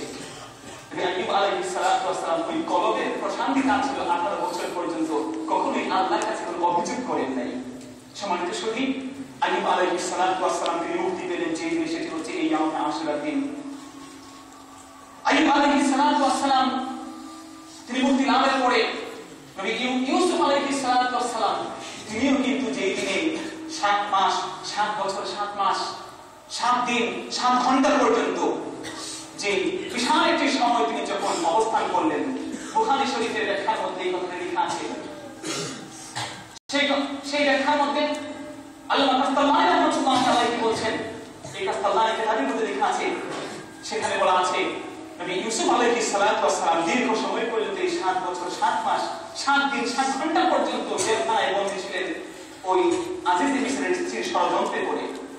যখন এই স্ত্রীদের ষড়যন্ত্র তিনি তো বিশাল হয়ে গেছে, তার নিজের চরিত্রকে রক্ষা করার কোনো সুযোগ নাই, তখন তিনি কোরআনের ভাষায় বলছেন যে আমার জেলখানার জীবন এই বাহিরের জীবনের চেয়ে ভালো বলেছে। সুবহানাল্লাহ। যেহেতু আমার চরিত্রকে রক্ষা করতে যদি আমার 7 বছর গেল, আমার দীর্ঘ জীবন পর্যন্ত জেলখানায়, আমি সৎ চরিত্র নিয়ে বাঁচতে পারি, আমার চরিত্র দুশ্চরিত্র না হয়, আমার চরিত্র ভালো চরিত্র হয়, এই চরিত্র নিয়ে আল্লাহর কাছে আমি হতে পারি, আমার জেলখানার জীবনে আমার জন্য স্বর্গীয় জীবন বলেছে। অতএব আমাদের এখানে শিক্ষা গ্রহণ করতে হবে, চরিত্রকে কখনোই আমাদের বাজারের সস্তা বিষয় দিয়ে ফিরিয়ে দেওয়া যাবে না। ইউসুফ আলাইহিস সালাম অনেক সুন্দর একজন মানুষ ছিলেন, তাকে দেখে বিভিন্ন নারীরা তাকে প্রলোভন দিচ্ছিল। এই সুন্দর রমণীদের সেই প্রলোভনকে উপেক্ষা করে তিনি তার নিজের নির্বাসন দীর্ঘ সময় পর্যন্ত এই জেলখানায় ছিলেন। এই দীর্ঘ সময় পর্যন্ত জেলখানা থেকে যখন তিনি মুক্তি পেলেন, হাজার হাজার সেই যুদ্ধবন্দী, হাজার হাজার মানুষ যারা জেলখানায় ছিল, ইউসুফ আলাইহিস সালামের বন্দী জীবনে তিনি তাদেরকে ইসলামের দাওয়াত দিতে শুরু করলেন এবং হাজার হাজার বন্দী চোর ডাকাত যারা ছিল, আমাদের দেশে ডাকাতরা চোররা যখন যদি কখনো সে জেলখানায় যায়, সে চোর কিন্তু চোর হয়ে আসে না, ডাকাত হয়ে আসে। ডাকাত যদি জেলখানায় যায়, সে টপ টেরর হয়ে আসে, টপ টেরর হলে সে বিভিন্ন ধরনের পুরস্কার প্রাপ্ত আসামি হয়ে আসে, ভয় দিতে পারলে সে অবস্থা হয়। কিন্তু ইউসুফ আলাইহিস সালাম চোর ডাকাতদেরকে ভালো মানুষে রূপান্তর করে, সৎ চরিত্রবান মানুষ করে, সবাই ইসলামের দাওয়াত দিয়ে তাদেরকে ভালো মানুষ করে তৈরি করে নিয়ে আসতেন বলে সুবহানাল্লাহ। সম্মানিত শরীফ, অতএব ইউসুফ আলাইহিস সালামের মতো ইউনুস আলাইহিস সালাম তিনি যখন তার আল্লাহ সুবহানাহু ওয়া তাআলা তাকে আদেশ করেন নাই বের হওয়ার জন্য, অনুমতি দেন নাই, অনুমতি ছাড়া যখন তিনি বের হওয়া শুরু করলেন, ওই কিস্তিতে উঠতেন, মাঝ নদীতে যাওয়ার পরে সেই কিস্তি আর চলে না, বন্ধ হয়ে গেছে। জিজ্ঞাসা করা হলো অভিজ্ঞ মানুষদেরকে, নাবিকদেরকে জিজ্ঞাসা করা হলো কেন এই নৌকাটি চলে না। নাবিকরা নিজেদের অভিজ্ঞতার ফসলে যখন দেখলেন কোন ধরনের ত্রুটি আর বিচ্যুতি নাই, মাঝি বাংলাদেশের কোন প্রকারের কোন ত্রুটি নাই এই নৌকা চলার পিছনে, তাহলে কোথায় ত্রুটি? তারা বলেন অবশ্যই এই জাহাজের মধ্যে কোন না কোন একজন পলাতক গোলাম আছে, যে গোলামের কারণে আজকে আমরা এই নৌকাকে সামনে আনিয়ে নিতে পারছি না। এই জগতের মধ্যে আল্লাহর নবীরা কখনো মিথ্যা কথা বলেন না। যখন দেখলেন সমস্ত মানুষ বিপদে পড়ে আছে আমার কারণে, নবী ইউনুস আলাইহিস সালাম বলেন আমি হচ্ছি সেই পলাতক গোলাম। সুবহানাল্লাহ। কেউ বিশ্বাস করে না অনিন্দ সুন্দর চেহারা একজন সুপুরুষ, তিনি কখনো এই সুন্দর চেহারার মানুষ কখনোই তিনি এই জগতের মধ্যে কারো কোনো গোলাম হতে পারেন না। তারা বিশ্বাস করতে চাইল না। তারা যখন বললো আমরা বিশ্বাস করি না তুমি কোন মানুষের গোলাম হতে পারলো না, তখন তিনি বলেন কথাটা সঠিক, আমি তো কোন মানুষের গোলাম হই, বরং আমি গোলাম হচ্ছি কেবলমাত্র আল্লাহ। সেই গোলাম আল্লাহর গোলামই আমার রবের কথা, আমার রবের সেই কথাকে আমি উপেক্ষা করে তার অনুমতি ছাড়াই যখন রওনা হয়ে শুরু করেছি, বুঝতে পেরেছি আমার থেকে কিন্তু আর মুক্তির পথ নেই। সম্মানিত সখী, সেদিন আল্লাহ সুবহানাহু ওয়া তাআলা তার জাহাজকে আটকে দিলেন। নৌকা থেকে যখন তিনি বললেন আমাকে নিক্ষেপ করো, তারা তো বিশ্বাস করলো না। তারা বলল লটারি করা হোক। লটারি করার মাধ্যমে বারবার যখন নবী ইউনুস আলাইহিস সালামের নাম ওঠা শুরু করলো, তখন তারা বুঝলো যে আসলে তিনি সত্যবাদী। তাকে নিক্ষেপ করা হলো সমুদ্রে। তিনি তখন সেই সমুদ্রের মাছের খাবার হয়ে গেলেন। মাছ চিন্তা করলো 3 মাস পর্যন্ত, বলা হচ্ছে 3 মাস পর্যন্ত ক্ষুধার্ত সে মাছ চিন্তা করেছে বিশাল একটি আহার আমি পেয়েছি। আল্লাহ ঘোষণা দিলেন ইন্নী লাম আজআলহু লাকা রিজকা, হে মাছ আমি তো আমার নবী ইউনুসকে তোমার জন্য খাবার বানাই নাই বলি। সুবহানাল্লাহ। তোমাকে যে আহার আজকে দেওয়া হলো তোমার খাদ্য নয়। মাছ আল্লাহর আদেশ পালন করলো, সে নবী ইউনুসকে তার বুকে তার পেটের ভিতরে ঢুকাই রাখলো সুন্দর একটি জায়গায়, যেখানে শ্বাস প্রশ্বাসের কোনো ব্যবস্থা নাই। সে জায়গায় বসে আল্লাহ সুবহানাহু ওয়া তাআলা তাকে শুইয়ে রেখে জীবন্ত রেখেছেন। আল্লাহ সুবহানাহু ওয়া তাআলা সে জায়গায় নবী ইউনুস আলাইহিস সালামকে জীবন দানের ক্ষমতা দিয়েছেন। ইউনুস নবী যখন বুঝতে পারলেন আমার জীবনটি এখনো রক্ষা আছে, আমি জীবিত আছি, তখন তিনি আল্লাহর কাছে দোয়া করা শুরু করলেন। কিন্তু এই দোয়া ইউনুস করা শুরু করলেন, ইন্নী কুনতু মিনাজ জালিমিন, এই দোয়া যখন করা শুরু করলেন, আল্লাহ সুবহানাহু ওয়া তাআলা ওই দোয়ার বদৌলতে ইউনুসকে তিনি রক্ষা করলেন মহা বিপদ থেকে। সুবহানাল্লাহ।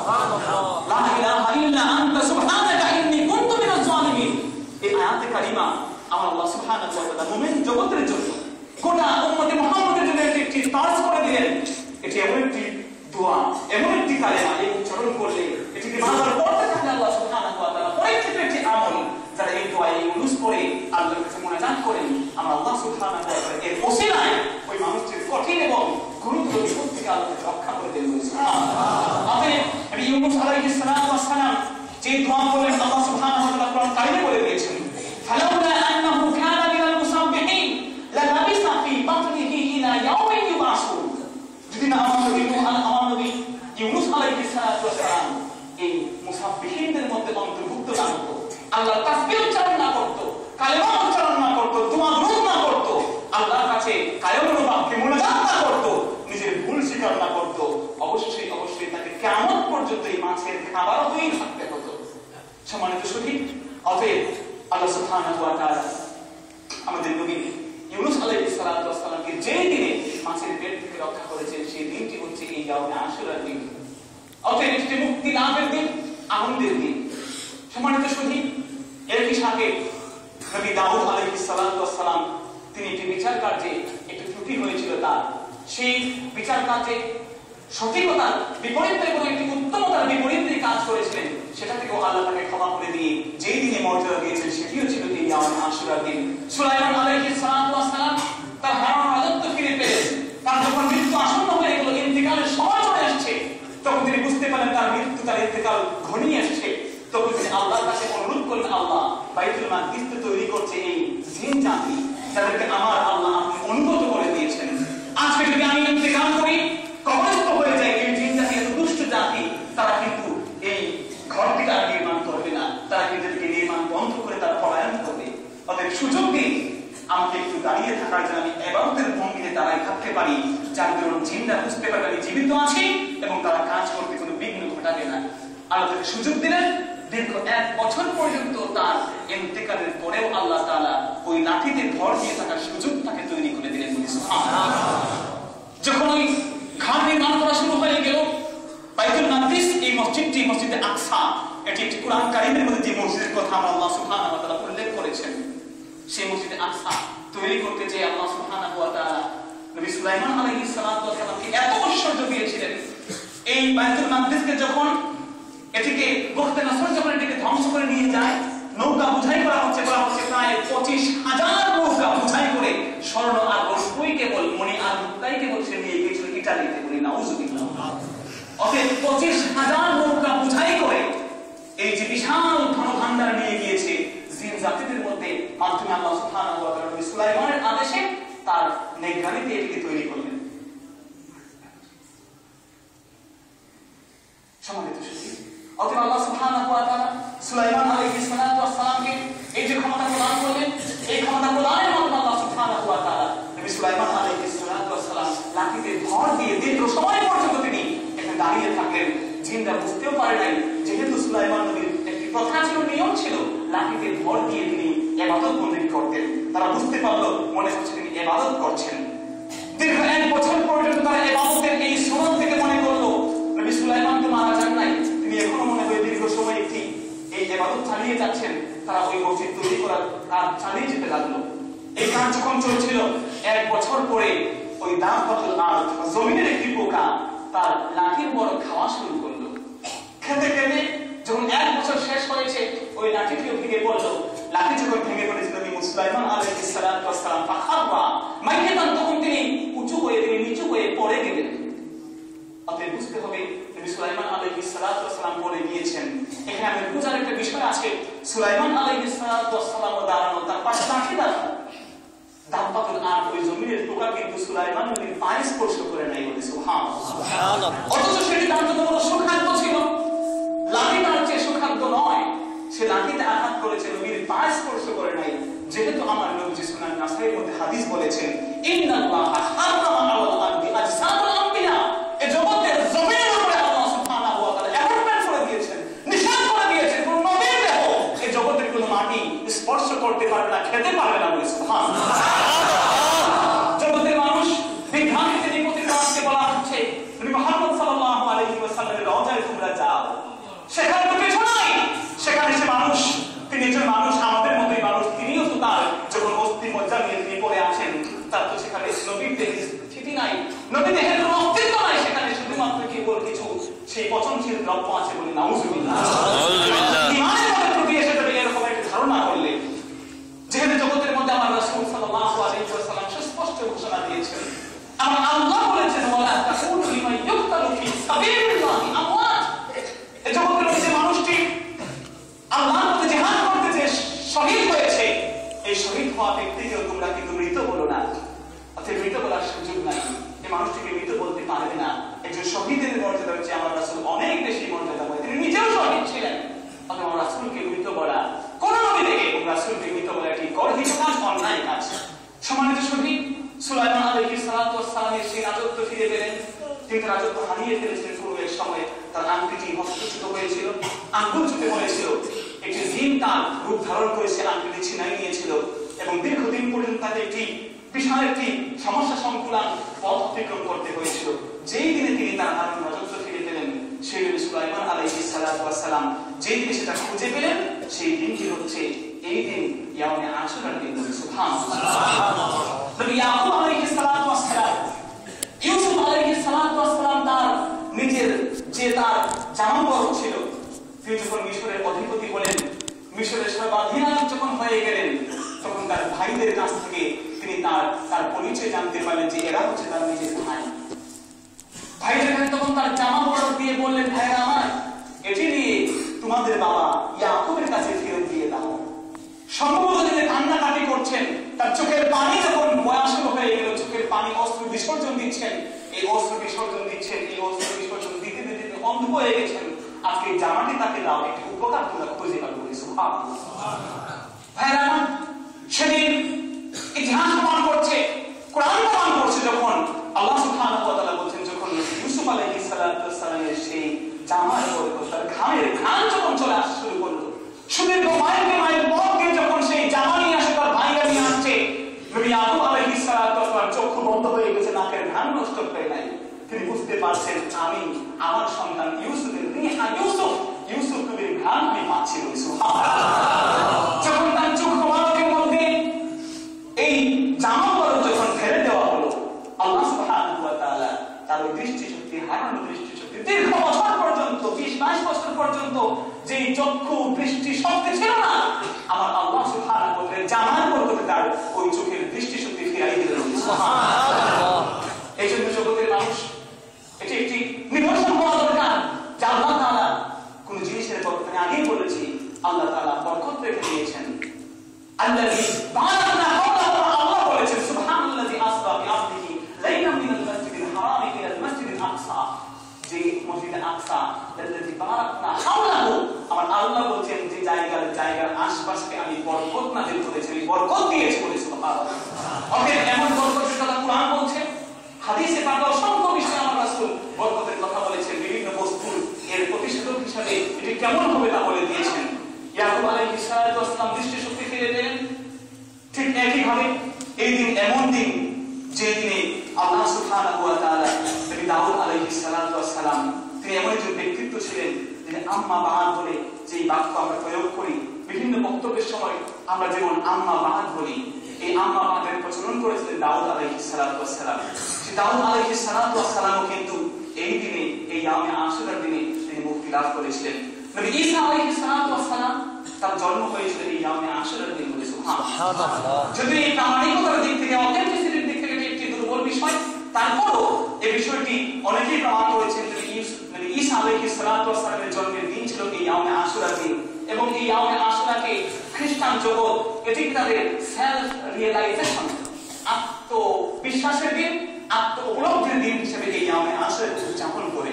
এই ইয়াউমে আশুরাকে তারা খুব বেশি মর্যাদা দেয় এবং বিভিন্ন জায়গায় তাদের দেবতাতে তারা গান বাজনার আয়োজন করে। যেহেতু তাদের সন্তানরা কিন্তু মসজিদে কি বলে পেগোডায়, তাদের ওই চার্চে, ওই কানিজায় যেতে চায় না। জিজ্ঞাসা করা হয়, তোমরা কেন তোমাদের এই কানিজাগুলোতে, তোমাদের এই যে বিভিন্ন ইবাদতগুলি হয়, এখানে গান বাজনার আয়োজন করো, মদ এবং বিভিন্ন নৃত্যের আয়োজন করো, পুরুষ আর নারী মিলে বিনোদী আয়োজন করো? যারা জবাব দেয় যে আমাদের সন্তানদের এমনিতেই কোন কারণে ইবাদতের জন্য এখানে আসতে চায়, আমাদের সন্তানদেরকে একটি ছলছাতুরি করে এনে যদি মধ্যম অবস্থায় মদ খেয়ে শুয়েও থাকে, তাহলে আমাদের এই চার্চগুলো আবাদ হবে বলে। নাউযুবিল্লাহ। নৃত্যের তাহলে যদি সে মানুষটি শুকরের বস্তু খায়, বিভিন্ন অন্যায় কাজ করে, তারপরেও যে আবাদ হলো, এই কাজ থেকে, এই দৃষ্টিকোণ থেকে আমরা এটাকে আয়োজন করি। অথচ মুসলমানের ঘর মসজিদ, আল্লাহ সুবহানাহু ওয়া তাআলা অনেক যুবককে আমরা দেখতে পাই যে মানুষটি মসজিদ জায়গা না পায়, যে জায়গা না পা পরিষ্কার করে, সে পা পরিষ্কার করে কত সেজদা করে। ঠিক কিনা? যদি ভাইরা আমার, এজন্য আল্লাহ সুবহানাহু ওয়া তাআলা ইসলাম ধর্মকে এত বেশি সুযোগ করে দিয়েছেন। সেই খ্রিস্টানরা নবী ঈসা আলাইহিস সালাতু ওয়াস সালাম সম্পর্কে তারা ধারণা করে, বিশেষ করে ঈসা আলাইহিস সালাতু ওয়াস সালামের ব্যাপারে যে বলা হচ্ছে, বিভিন্ন হাদিস থেকে, বিভিন্ন ঐতিহাসিকদের প্রেক্ষাপট থেকে, বিশেষ করে উমদাতুল কারি থেকে আমরা জানতে পারি ঈসা আলাইহিস সালাতু ওয়াস সালামের জন্মের সময়টি ইয়াউমে আশুরা না হলেও খ্রিস্টান জগতের জন্য সুবহানাহু ওয়া তাআলা তাকে আকাশে উঠাই দিয়েছিলেন। সুবহানাল্লাহ সুবহানাল্লাহ। ঈসা আলাইহিস সালাম তাকে যখন ইহুদিরা বন্দী করতে চাইলো, তাকে হত্যা করতে চাইলো, তাকে শুলে চড়াইতে চাইলো, আল্লাহ সুবহানাহু ওয়া তাআলা ঈসা আলাইহিস সালামের সাথে ষড়যন্ত্রকারী যে মানুষটি তাকে ঈসা নামের রূপ ধারণ করিয়ে দিলেন। তারা ওই মানুষটিকে ধরে নিয়ে মনে করলো এই হচ্ছে ঈসা। তখন ঈসা নবী মনে করে তাকে শুলে চড়াইলো। আজকেও খ্রিস্টান জগৎ এই ভ্রান্তির মধ্যে আছে। আল্লাহ সুবহানাহু ওয়া তাআলা ঈসা নবীকে আকাশে উঠাই দিয়েছেন, আল্লাহ সুবহানাহু কুরআন কারিমে বলেছেন, বরং আল্লাহ তাআলা তাকে উপরে উঠাই দিয়েছেন, আসমানে উঠাই দিয়েছেন, তাকে কিন্তু শুলে চড়াতে পারে নাই, তাকে হত্যাও করতে পারে নাই, তাকে হত্যাও করতে পারে নাই, শুলেও চড়াতে পারে নাই। আপনি খ্রিস্টান জগতে এই ক্রস চিহ্ন আঁকেন, বিভিন্ন সময় তারা এই ক্রসকে নিজেদের মধ্যে ডানে বামে উপরে নিচে যখন তারা অঙ্কন করেন, এর মাধ্যমে মনে করেন আমরা এর মাধ্যমে নবী ঈসা আলাইহিস সালামকে স্মরণ করছি। এটি একটি বিভ্রান্তি। এই তৃতীয়বাদ বা ট্রিনিটিতে তারা বিশ্বাস করেন, তিন ইলাহে বিশ্বাস করেন, এ সম্পূর্ণ মিথ্যা একটি প্ররোচনা, এটি মিথ্যা একটি বিশ্বাসের বিরুদ্ধে আমলটি চালু আছে। অবশ্যই মনে করতে হবে আল্লাহ সুবহানাহু ওয়া তাআলা কুরআন কারিমে বলেছেন সেটাই সত্য। আল্লাহ সুবহানাহু ওয়া তাআলা শেষ নবীর উম্মত করে, আমাদের নবীর উম্মত করে নবী ঈসা আলাইহিস সালামকে প্রেরণ করবেন। আমাদের নবীর উম্মত হয়ে তিনি এই জগতের মধ্যে আমাদের নবীর উম্মত হয়ে তিনি কাজ করবেন। এটাই হচ্ছে আল্লাহ সুবহানাহু ওয়া তাআলা তার রাসূলের মাধ্যমে ঘোষণা। আল্লাহ তাআলা এই জগতের মধ্যে তাকে নবীর উম্মত হওয়ার একটি বিশাল সুযোগ করে দিয়েছেন বলে সুবহানাল্লাহ। তেমনি এই জগতের মধ্যে আমার নবী যখন আগমন করে, সেই নবী আগমনের সময় আল্লাহ সুবহানাহু ওয়া তাআলা যখন মিসাক নিয়েছিলেন, অঙ্গীকার নিয়েছিলেন, অঙ্গীকার নেওয়ার সময় জিজ্ঞাসা করা হয়েছিল, এ মর্মে একটি প্রত্যয়ন নেওয়া হয়েছিল, অঙ্গীকার নেওয়া হয়েছিল যে যখন তোমরা নবী হিসেবে দায়িত্ব পালন করছো, কিন্তু যখন এই জগতের মধ্যে নবী মুহাম্মদ সাল্লাল্লাহু আলাইহি ওয়াসাল্লাম আসবেন, আমার নবী মুহাম্মদ সাল্লাল্লাহু আলাইহি ওয়াসাল্লাম আসার ফলে সেই সময় যখন তিনি নবুয়ত নিয়ে আসবেন, তখন কিন্তু তোমাকে আমার নবীর অনুসরণ করতে হবে, তাকে সাহায্য করতে হবে। এই বলতে তোমরা সমস্ত নবী রাসূল তখন এক বাক্যে জবাব দিয়েছিলেন যে আমরা মিসাককে গ্রহণ করলাম, অবশ্যই আমরা ইসলামের দাওয়াত দেব, সত্য ধর্মের দাওয়াত দেব, কিন্তু যখন মুহাম্মদ সাল্লাল্লাহু আলাইহি ওয়াসাল্লাম নবুয়তের দাওয়াত নিয়ে আসবেন, তখন আমরা তার হয়ে তার কাজ করব, তার দ্বীন ইসলামের দাওয়াত দেব, তার উম্মত হয়ে নিজেদেরকে ধন্য করব বলে সুবহানাল্লাহ। মিলাদের বই জামিউল আসার ফি মাউলিদিন নবীর মুখতারের মধ্যে প্রায় 6 খণ্ডের বিশাল কিতাব। সেই কিতাবের মধ্যে গ্রন্থকার হাদিস নকল করেছেন আমার রাসূল। সেখানে হাদিস বলে দিয়েছেন মুসা নবী যখন উম্মতে মুহাম্মদের বিভিন্ন গুণাগুণ দেখা শুরু করলেন, উম্মতে মুহাম্মদী তাদের জন্য বিশাল একটি সৌহার্দ্য সুযোগ আল্লাহ করে দিয়েছেন। জুবেলান আরদু কুল্লুহা মাসজিদা, এই জগতের মধ্যে সমস্ত জমিনকে আল্লাহ তাআলা আমাদের জন্য মসজিদ বানিয়ে দিয়েছেন। খ্রিস্টান জগৎ তাদের ইবাদত করতে হলে তাদেরকে অবশ্যই তাদের গির্জা যেতে হবে। ইহুদি জগৎ তাদের ওই সিনাগোগে তাদের ইবাদত কবুল হবে না। বিভিন্ন জায়গায় যেখানে বসে তারা সেজদা দিক না কেন ইবাদত করুক, যদি তাদের ইবাদত গাহ তাদের ওই জায়গা কানিসা বা গির্জায় না যায়, ওই খ্রিস্টান জগৎ আর ইহুদি জগতের মানুষের ইবাদত কবুল হবে না। ব্যতিক্রম কেবল মুসলমান। এই গোটা জগতের বিভিন্ন জায়গায় যেখানে আপনি সেজদা দেবেন, সে জায়গাটি আপনার জন্য মসজিদ হয়ে যায় বলে সুবহানাল্লাহ। আল্লাহ সুবহানাহু ওয়া তাআলা সুন্দর সুন্দর নিদর্শন দিয়েছেন। কুনতুম খায়রা উম্মাতিন, তোমরা তো সত্যিকার শ্রেষ্ঠ উম্মত। এদেরকে আল্লাহ সুবহানাহু ওয়া তাআলা এই শ্রেষ্ঠ উম্মতের গুণাগুণ যখন মুসা নবীর কাছে উত্থাপন করলেন, মুসা নবী যখন তার কারাতু ফিল আলওয়াহি উম্মাতান, মুসা নবী হাদিস বলছেন যে আমি আমার ওই যে তাওরাত কিতাবের মধ্যে এমন এক সুন্দর নিদর্শন দেখেছি উম্মতের, এই উম্মতের নিদর্শন এত সুন্দর, আল্লাহ আপনি ফাজআলহুম উম্মতি, যখন দোয়া করেন আল্লাহ এই উম্মত যাদেরকে এত সুন্দর গুণাগুণ, যাদের জন্য মাটিকে পবিত্র করে দেওয়া হয়েছে, মাটি দ্বারা পবিত্রতা গ্রহণ করে সেটিকেও সুযোগ করে দেওয়া হয়েছে, এই জগতের মধ্যে যাদেরকে তাইয়ামের ব্যবস্থা করে দেওয়া হয়েছে, এই জগতের মধ্যে যাদের গুনাহ মাফের জন্য 5 ওয়াক্ত নামাজকে যথেষ্ট করে দেওয়া হয়েছে বলে সুবহানাল্লাহ। কাফারাতু সাইয়্যাতিহুম সালাওয়াতুল খামস, যাদের নামাজ এতটুকুর মধ্যে এক নামাজের মধ্যে অপর নামাজ পর্যন্ত যত সগীরা গুনাহ করে, এক নামাজ অপর নামাজের মধ্যে যত গুনাহ হয়, এক নামাজ অপর নামাজ পর্যন্ত এই গুনাহকে পরবর্তী নামাজ ধুয়ে মুছে পরিষ্কার করে দেয় বলে সুবহানাল্লাহ। আল্লাহ এই উম্মতকে আমি নবী মুসা উম্মত বানাইছি। আল্লাহ সুবহানাহু ওয়া তাআলা বললেন যে না, ফাইন্নাহুম উম্মাতু মুহাম্মাদিন সাল্লাল্লাহু আলাইহি ওয়াসাল্লাম, এরা তো আমার নবী মুহাম্মদ সাল্লাল্লাহু আলাইহি ওয়াসাল্লামের উম্মত হবে বলে সুবহানাল্লাহ। যখন এই কথা বলা হলো, আমার নবীর উম্মতের কথা বলা হলো, মুসা আলাইহিস সালাতু ওয়াস সালাম আরেকবার বলেন আল্লাহ, আরেকবার বলেছে আরো কিছু গুনাহগুণ, আমাকে এই উম্মত আমাকে দিয়ে দিন। আল্লাহ বললেন যে না, এরা হচ্ছে উম্মতে মুহাম্মদী। বারবার যখন আবেদন করেন, কোন এক হাদিসে 7 বার পর্যন্ত নবী মুসা আমাদেরকে তার উম্মত করার জন্য আল্লাহর কাছে আরতি পেশ করেছিলেন, আল্লাহ কবুল করেন নাই। শেষবার বলেন আল্লাহুম্মা জাআলনি উম্মাতা মুহাম্মাদিন সাল্লাল্লাহু আলাইহি ওয়াসাল্লাম, হায় আল্লাহ আমাকে ওই উম্মতকে দেন নাই, তবে এই উম্মতের এত গুণাগুণ দয়া করে আমি মুসাকে সেই নবীর উম্মত হিসেবে কবুল করে দিন। বলি সুবহানাল্লাহ। আল্লাহ সুবহানাহু ওয়া তাআলা কবুল করলেন না, যেহেতু তিনি একটি আর্গুমেন্ট দিয়েছিলেন। বলা হচ্ছে তুমি প্রথম যদি বলতে যে আমাকে ওই নবীর উম্মত বানাইনি, তবে এই সুযোগটা তুমি পেয়েছিলে, যেহেতু তুমি নিজে একটু আকাঙ্ক্ষা করেছো তুমি ওই নবীর উম্মতকে তোমার নবীর উম্মত বানাই দেবা, সেজন্য এই সুযোগটা তোমাকে দেওয়া হবে। সম্মানিত সুধী, নবী ঈসা আলাইহিস সালাতু ওয়াস সালাম তামান্না করেছিলেন এই উম্মতে মুহাম্মদের অন্তর্ভুক্ত হওয়ার জন্য। আল্লাহ তাআলা নবী ঈসা আলাইহিস সালাতু ওয়াস সালামকে সেই সুযোগ করে দিয়েছেন। আল্লাহ সুবহানাহু ওয়া তাআলা এই জগতের মধ্যে অসংখ্য সুন্দর সুন্দর প্রাপ্তির ঘটনা আমরা এতক্ষণ শুনলাম। এতক্ষণ যে আলোচনা হলো, এই ঘটনাগুলো হলো আনন্দে উদ্বেলিত হওয়ার। এতক্ষণ যে ঘটনা আমরা শুনলাম, এই ঘটনাগুলো হলো এই প্রাপ্তি, এটি হলো শুকরিয়া, এটি হলো আল্লাহর কাছে কায়েমুল বাক্যে মুনাজাতের। কিন্তু 61 হিজরিতে আল্লাহ সুবহানাহু ওয়া তাআলা এই জগতের মধ্যে আমাদের নবী রহিতা মা ফাতেমা রাদিয়াল্লাহু তাআলা আনহার আদরের দুলাল নবী মুহাম্মদ সাল্লাল্লাহু আলাইহি ওয়াসাল্লামের কমল পবিত্র হাত আর চুলের স্পর্শে ধন্য যে দেহ আর যে গণমানক, যে গন্ধদেশ, এই গন্ধদেশের যিনি অধিকারী ছিলেন হুসাইন রাদিয়াল্লাহু তাআলা আনহু, এই 61 হিজরি থেকে হৃদয় বিদারক ঘটনার মাধ্যমে শাহাদত বরণ করলেন। যে প্রকৃতির ইতিহাস সম্পর্কে একটু করে আলোচনা হবে, সেই ঘটনাকে কেন্দ্র করে আজকে ইয়াউমে আশুরা, সেই ঘটনাকে কেন্দ্র করে আজকে ইয়াউমে আশুরার বেদনার্থ আয়োজন। সেই ইয়াউমে আশুরার সেই 61 হিজরির আগে যে ঘটনা ছিল, যে দিনটি ছিল মানুষের জন্য আনন্দে উদ্বেলিত হওয়ার, আনন্দ উচ্ছ্বাসের উদযাপন করার, 61 হিজরির পরের সময়ে সেই দিনটি হয়ে যাচ্ছে বেদনা বিমুক্ত হওয়ার, মর্ম জ্ঞান, এর থেকে শিক্ষা গ্রহণ করা, এর থেকে নিজের সহানুভূতি, নিজের আত্মমর্যাদা, নিজের আত্মবিশ্লেষণ করার দিন হচ্ছে এই ইয়াউমে আশুরা।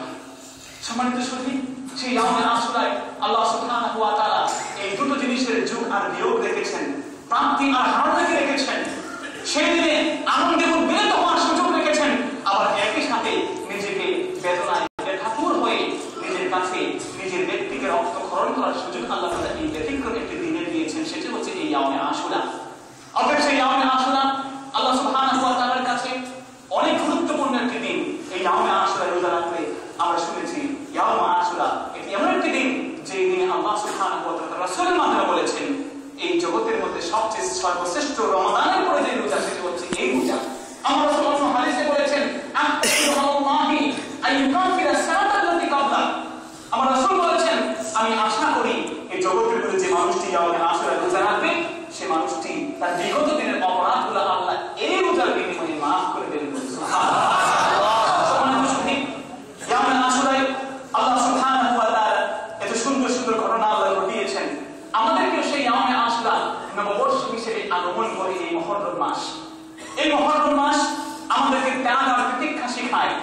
এই নববর্ষের মাস আমাদেরকে শেখায় অন্যায়ের সাথে কখনো আপোষ করা যাবে না। এই মাস আমাদের শেখায় অবশ্যই কোনো মানুষ কখনোই চিরস্থায়ী ক্ষমতায় আসীন হতে পারে না। অবশ্যই তার ক্ষমতা ধুলায় দূষিত হয়ে যাবে, অবশ্যই তার ধুলায় ধুলিত হয়ে যাবে, অবশ্যই তার ক্ষমতা চিরস্থায়ী হয়ে, বরং যদি কোনো মানুষ অন্যায় করে এই জগতের মধ্যে তার অন্যায়ের সে প্রতিফল সে করতেই হবে। জগতের ইতিহাস তার সাক্ষ্য হয়ে আছে। সম্মানিত সুধী, সেই দিন আল্লাহ সুবহানাহু ওয়া তাআলা, আমরা এই পহেলা মুহররমকে অনেকেই ভুলে যাচ্ছি। মুসলমান সংস্কৃতির একটি অবিচ্ছেদ্য অংশ এই মুহররম মাস, যা আমাদেরকে আমাদের সংস্কৃতি অনুযায়ী উদযাপন করতে আমাদেরকে উৎসাহিত করছে। আমরা মুসলমানরাই ভুলে যাই কখন মুহররম আসে আর কখন চলে যায়। ইংরেজি মাসগুলো আমরা স্মরণ রাখি, বাংলা মাসও কতকে স্মরণ রাখি, কতকে ভুলে যাই। আমরা কখনোই মনে করি না কখন মুহররম মাস আসছে, তাকে উদযাপন করা দরকার। কখন মুহররম মাসের পহেলা তারিখ আসলো, কত হিজরি আজকে চলছে, আমরা সেটাও ভুলে যাই। এই ভুলে যাওয়ার পিছনে আমি যেটি একটু আগেই বললাম, এটি হচ্ছে সাংস্কৃতিক আগ্রাসন। আমাদের বিরুদ্ধে, আমাদের নিজেদের সংস্কৃতিকে, ইসলামী কালচার এবং ইসলামী তামাদ্দুনকে ভুলিয়ে আজকে আমাদের সামনে একটি ভ্রান্ত, একটি নির্বাপিত একটি বিষয়কে, কালচার করা হচ্ছে। ঈসা আলাইহিস সালামের সেই ধর্মের অনুসারী যারা, তারা নিজেরা মনে করছে আজকে আমরাই কিন্তু সঠিক ধর্মের অনুসারী, ইহুদিরা মনে করছে আমরাই সঠিক ধর্মের অনুসারী, আর আমরা মুসলমানরা গা ভাসিয়ে দিচ্ছি তাদের অনুসরণ করে 31st নাইট উদযাপন করছি। আমরা পহেলা বৈশাখে সেই জায়গায় যে পান্তা ভাত আর ইলিশ খাওয়া শুরু করছি বলে নাউজুবিল্লাহ। আকবরের সময় যে বাংলা মাসের উদযাপন হয়েছিল, শুরু হয়েছিল, সেটিও কিন্তু ছিল মূলত এই ইয়ামে আশুরা, এই মুহররম মাসকে কেন্দ্র করে। আকবর যখন দেখলেন এই চন্দ্র মাস আর সৌর মাসের মধ্যে একটি বৈপরীত্য দেখা যায়, যেহেতু চন্দ্র মাস হচ্ছে কম দিনে 355 বা 54 দিনে, আর সৌর বছর হচ্ছে 365 দিনে, তাই 11 দিনের একটি বিশাল ডিস্টেন্স, একটি ব্যবধান তৈরি হয়ে গেছে। তখন আকবর চিন্তা করলেন ফসল উৎপাদন করতে যে আমাদের মাসগুলো ঠিক থাকে না। মুহররম মাসে কখনো শীত এসে যায়, কখনো গরম হয়ে যায়, কখনো সেই মাসে নাতিশীতোষ্ণ আবহাওয়া শুরু হয়। অতএব তিনি চিন্তা করলেন একটি নতুন ক্যালেন্ডার তৈরি করা হোক, যেই ক্যালেন্ডারের মাধ্যমে আমরা এই বছর গণনা করতে পারবো।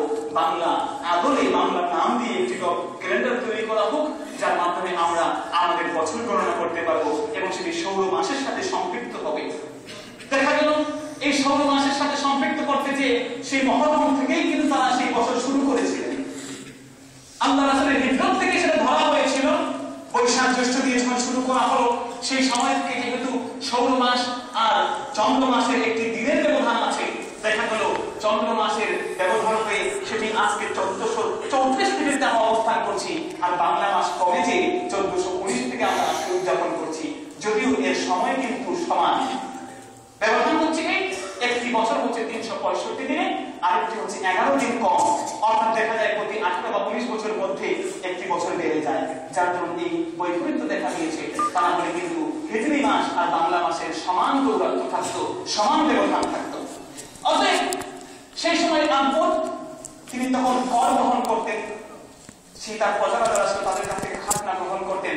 প্রজারা বিভিন্ন মিষ্টান্ন দ্রব্য গ্রহণ করত, রাজার জমিদারকে তারা খাওয়াতো, তাদেরকে ভোগ বিলাসের আয়োজন করত, তাদেরকে এটি খাইয়ে তারা তৃপ্ত করত।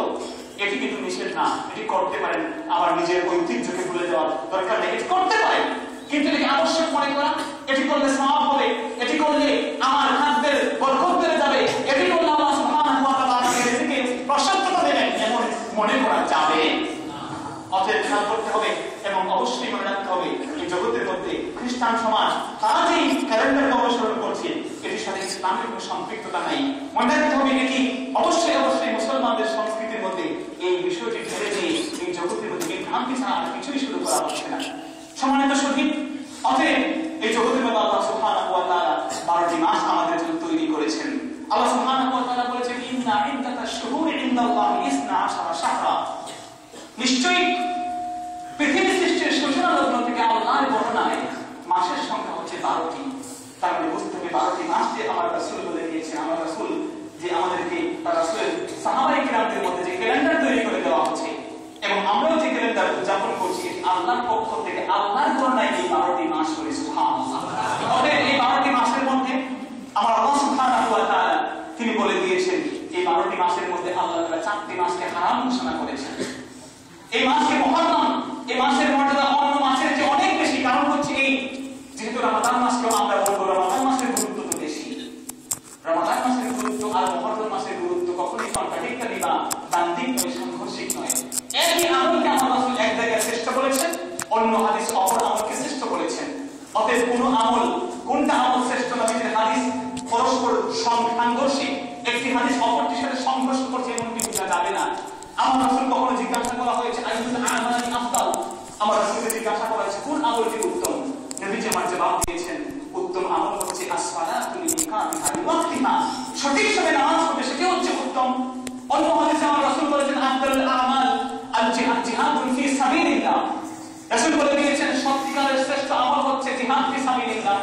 আমার রাসূল বলে দিয়েছেন উত্তম আমল, অন্য হাদিসে বলেছেন বিররুল ওয়ালিদাইন, তুমি তোমার মা বাবার খেদমত করবে, মায়ের খেদমত করবে, বাবার খেদমত করবে, এটি হচ্ছে সর্বশ্রেষ্ঠ আমল।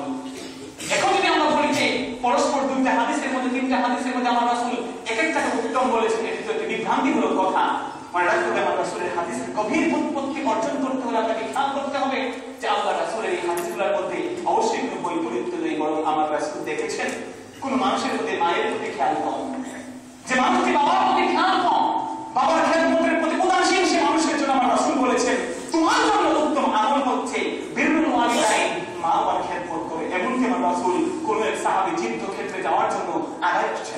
হুজুর আমাকে যুদ্ধে নিয়ে যান।